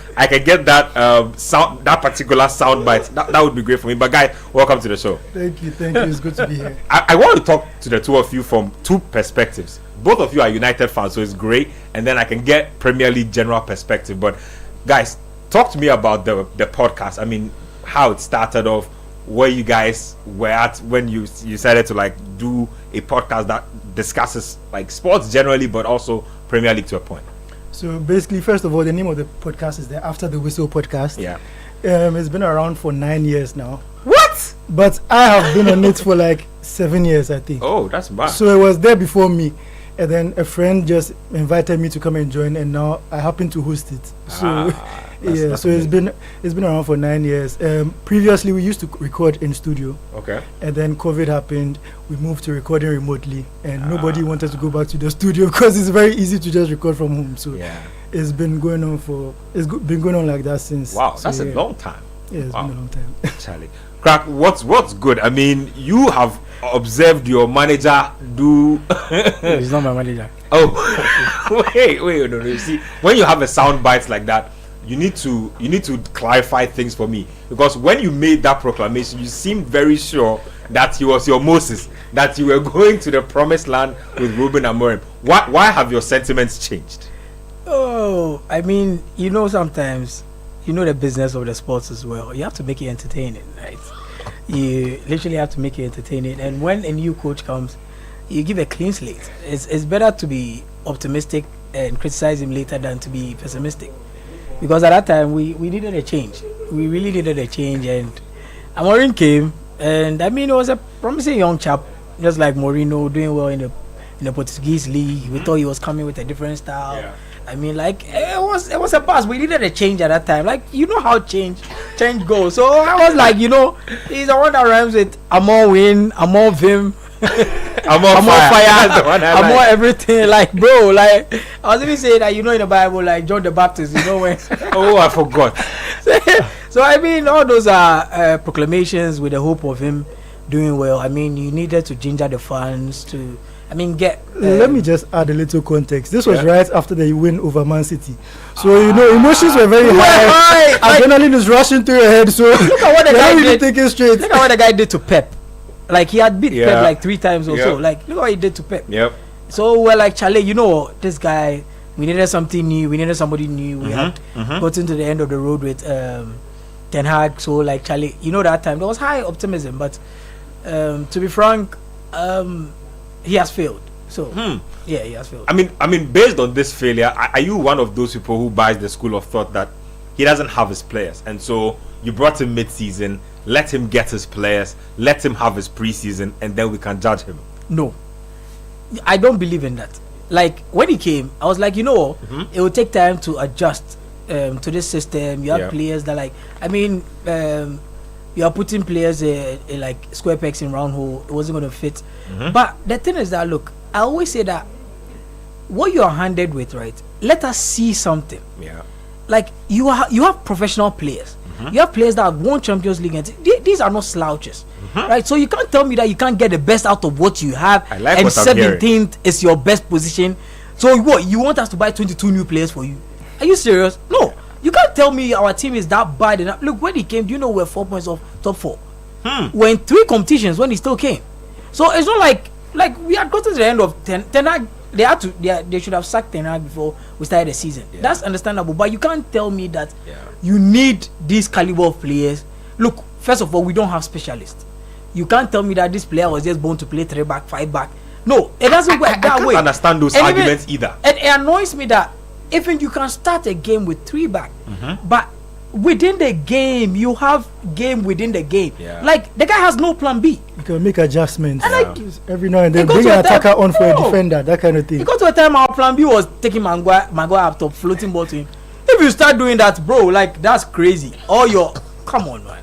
Yeah. So you are off the Amorim train. Oh, I'm off it. So are you on the same thing? I was never really on it because from day one, like I was always very skeptical about his system. Because I don't really like the idea of a manager who is married to a specific formation.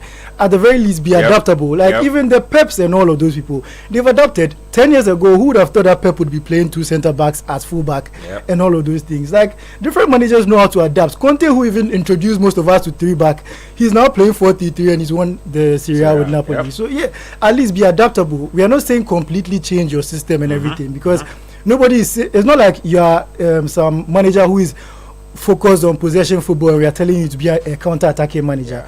We are just saying make the necessary adjustments in the meantime. When you get your own players, then you switch.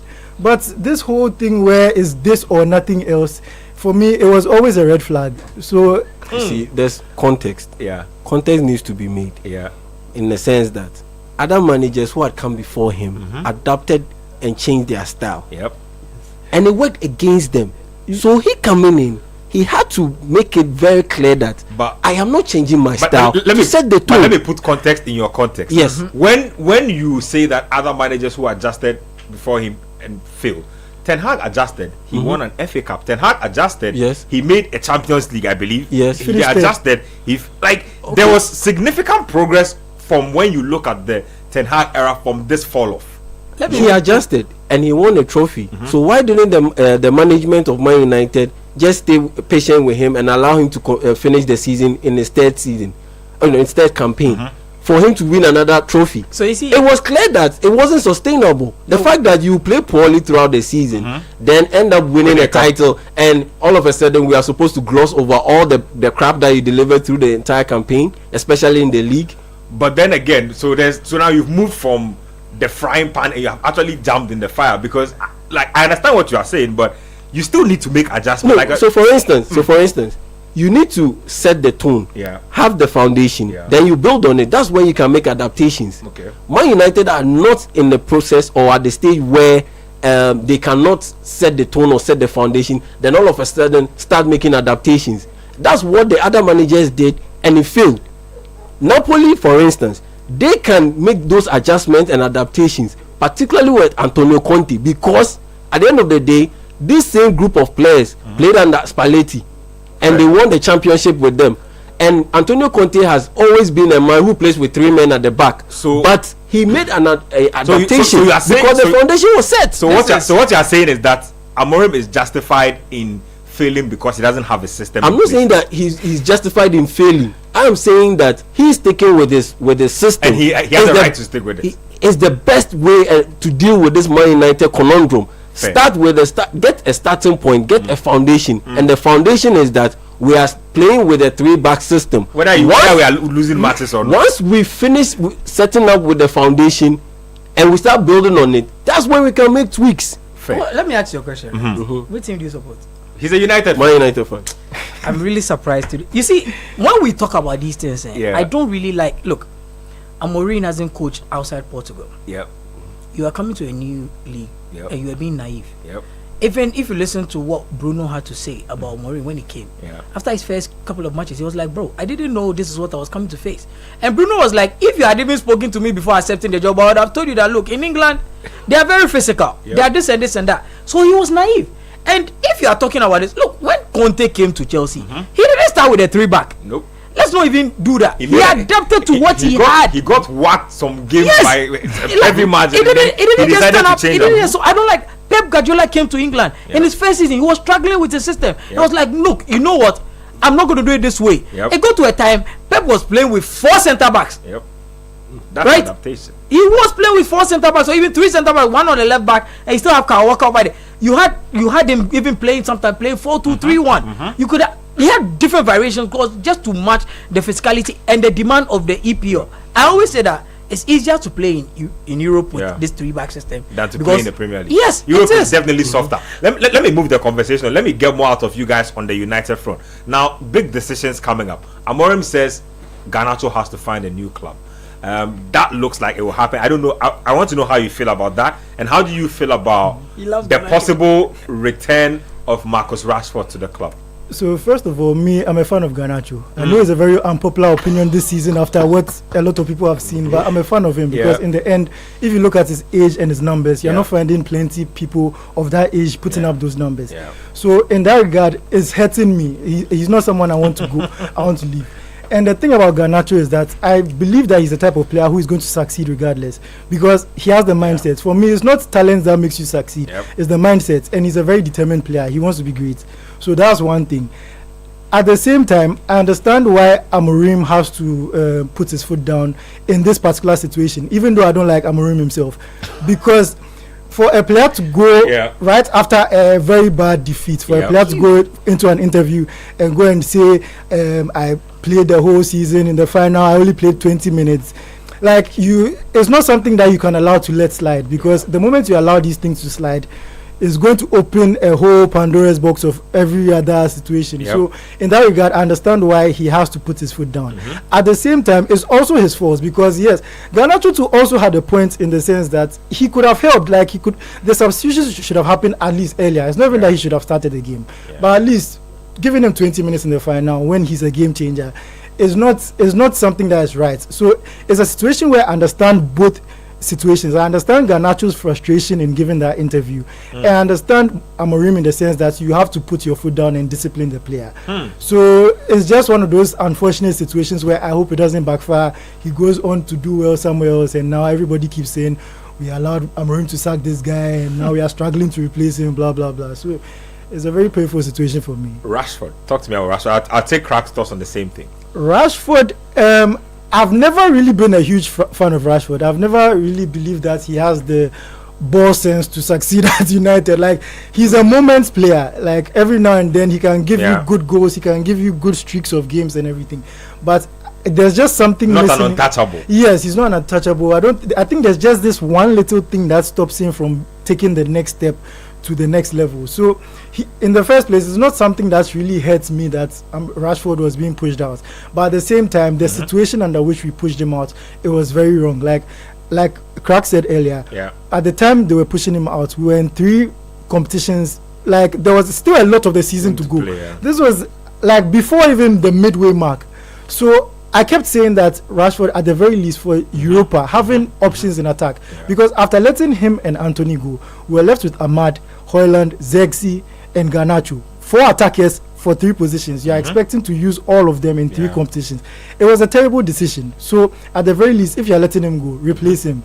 So it's just a situation where, like, I'm not a huge fan of him, but at the same time, and I saw why we would need him.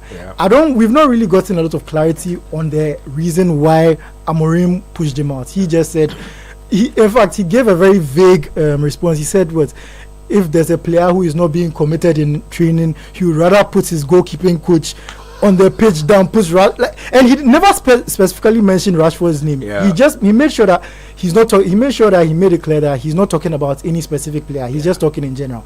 But at that time, Rashford is the one you've dropped. So obviously, everybody can tell. Everybody is going to say that it's Rashford you're talking about. So till now, like, unless I know the exact situation that happened, I can't really say that he's justified in doing this. But do you want him back or not? I don't want him now that he's gone. Like I don't want him back. Like I've moved on. Like I never really I've moved on. Yeah. For me, after the season where he scored 31 goals, that was in Ten Hag's first season. I thought we should have cashed out on him because that's when you could have gotten the best value. But obviously, you think that after scoring 31 goals, the next season he's going to take the next step. But me, Rashford, I've always known that this guy, he's not someone to be trusted. He scored 25 goals this season. Next season, you scored 10. The following season, you scored 22. The following season, you scored 5. And that's the thing that separates him from the top players. I always say that the top players, like for example, Salah, if at the beginning of the season I come to you, I say let's bet Salah is going to score minimum 25 goals.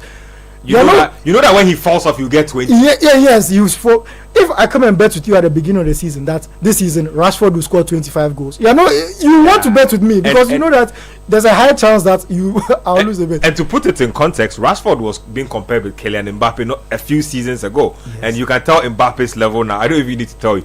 Same thoughts. Are you happy about Garnacho leaving? You want Rashford back? See, nobody is good and consistent enough to be cuddled at United. Like, bro, everybody is expendable from the coach to the playing body. Everybody can go. I like this. Look, sometimes you have to break things down to rebuild it. Look, you have Champions League winners who were benched. Look, Casemiro was benched at a point. A whole Casemiro. He wasn't even getting to play in cup competitions, right? The coach had his reasons. The guy was still a professional. Anytime he was called to play, he played. He did his best to the extent that Amorim was leaning on him. You the small boy. If you're Argentina safe, it be by grace where they get some play for them. But you know good like that. Look, we are talking about projection. See, I've seen United fans talk about Ferguson, and Ferguson was the ultimate disciplinarian. But when you talk, they bring out Ferguson and Cantona. I go like, look, do you guys know Cantona at that time? You understand that every player needed to be managed differently, right? Back then, you had players that were not weak mentally. Not right now. If you score them, it's going to be social media. Everybody will say mental health. I'm not saying mental health is not good and all those things, but lean on it too much because you're not that good. Cantona was good. Cantona, it was just that moment that, bro, it was being silly. Roy Keane was kicking people all the time. Ferguson still knew how to manage him because you know that you can count on him when he's on the pitch to give us 100%. Cantona was the leader of the team to 100%. You talk about Garnacho, what have they done? They don't even build their football equity yet. They're still young. They can't give you consistently 15 goals and assists. Like goals and assists, 15. And I think that's what annoys a lot of people about this new age players. Like you don't have a reputation to be doing these things. You don't. And fire. Like I said, United are F Mobia Yebi. That's how it looks like. You Garnacho. You even went to comment on Ugarte. Like they posted Ugarte like in the first 4 European matches. Assist goal, and he went to the bench or something like that. I was like, you this idiot. Like right after the final, like you the small boy, what are you doing? Like I think he's had attitudinal problems. It's not just him. He and his brother and his family, same as Rashford. When I always go like, I'll always be a disciplinarian. It's that way because Amorim hasn't succeeded, so people can talk, say at that time it was bad. But look, when he was sacking Rashford, everybody wanted it because of that nonsense interview he went to do. Everyone was like, said he wanted a new challenge. Yeah, exactly. Once you say that, I don't care if I'm not even getting anybody in January. I don't care whether I'll go with 2 attackers. At that time, with some things are just crossing the line. Bro, team, you can't tell me Bruno and all were happy with that. No, because you ruin the team culture. You ruin the atmosphere. If you don't, like, I'll risk it and fail, but I know that, look, I didn't take this nonsense. So I don't want any of them back. Look, even Bruno can be sold. Anybody can be sold. I'm tired though. Back then I used to do players, so I used to do like, bro, Anthony Martial. I was one of the biggest Martial fans. Like, bro, if you insult Martial, don't even try. You come for but right now I'm you've come to the realization that nobody is. Everybody can go. I'm for United. Even if we have to finish 8 in 3 consecutive seasons and rebuild the team. But the other problem is I just don't believe in our new owners. That's the problem. Don't think they have the vision to make this team. I don't believe in them. And this Amorim decision and sacking coach and things, it is not just Amorim. It's not just his fault. It's just bad management, mistakes. I mean, mistakes are bound to be had, but this mistake that is going to cost us. Because you come into the club, you've sacked a lot of people, sentimental reasons, people that have had long-lasting loyalty to the club. You move them, everything is looking like it's strictly business. Yep. But if it's looking like strictly business, Abis, don't go and buy Dogu. A lot has been said. I like that. Let's get into the matches that are coming up. I will take your thoughts on them in a bit, but let me just go through the slate of matches. So, final day, the race for Europe is the spotlight for today. So, Bournemouth play Leicester today. Bournemouth are home for that one. Manchester City play Fulham. That game, City are expected to win, but we still have our eyes on that game. Ipswich West Ham looks like a game nobody will care about. Liverpool Palace, again, title done and dusted, but coronation will happen there, so we'll check that out. United, I have a feeling, have a few surprises for Villa today. I don't know why. They have nothing to lose, but I think they will want to have a say in how the European plays. They have a thing for doing those things, and I think they want to finish the season on a high. Newcastle play Everton. Ideally, this should be a straightforward game, but I don't know. Nottingham Forest and Chelsea is where we will keep an eye the most. Let me get to the starting lineup for that particular game, and then I'll take some thoughts around the panel before we head into the first half. So it's 4-3-1-2 for Forest. They are playing at home in this game. Matzels is in post. They have Murillo, Williams, Milinkovic, and Aina, and then they have Sangare, Elliott, Gibbs White, and Dominguez. Chris Wood and Ilanga will be the forward men. When you go to Chelsea, 4-2-3-1, Sanchez is in post. Kukureya, Adara Bioyo, Colwell, and Reece James. Enzo, Madueke, Sancho, Palma, and Caicedo. Pedro Neto, I don't know, looks like a false nine, sort of. So he will lead the line for them. And then when you get to the other games, there's Wolves, Brentford, Spurs, Brighton, Southampton, Arsenal. Let me start taking thoughts on this game. Edwin, let me start off with you on this one. Chelsea, Forest, huge game. Chelsea's season is riding on this, or a lot on their season is riding on this. Can they see this through? I think they will be able to, and as I said on Panorama, I think they have the individual quality that can get them through.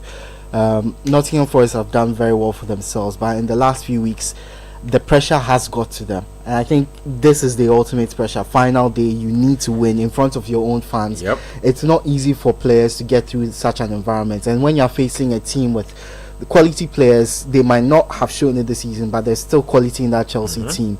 And I think they'll falter. It's not going to be a high-scoring game. I think the odd goal will do it, and because of that, Chelsea do have the individual quality to get through this game. Smiley? So let me just talk a bit on Chelsea. Yeah. So I think their season is going a little bit like how Maresca's season with Leicester went, because that's the only season we can go off on, because this is the second season as a manager. And last season at Leicester, they started very well. And then from the middle of the season, they tailed off a bit. It looked like they were even going to fumble the league.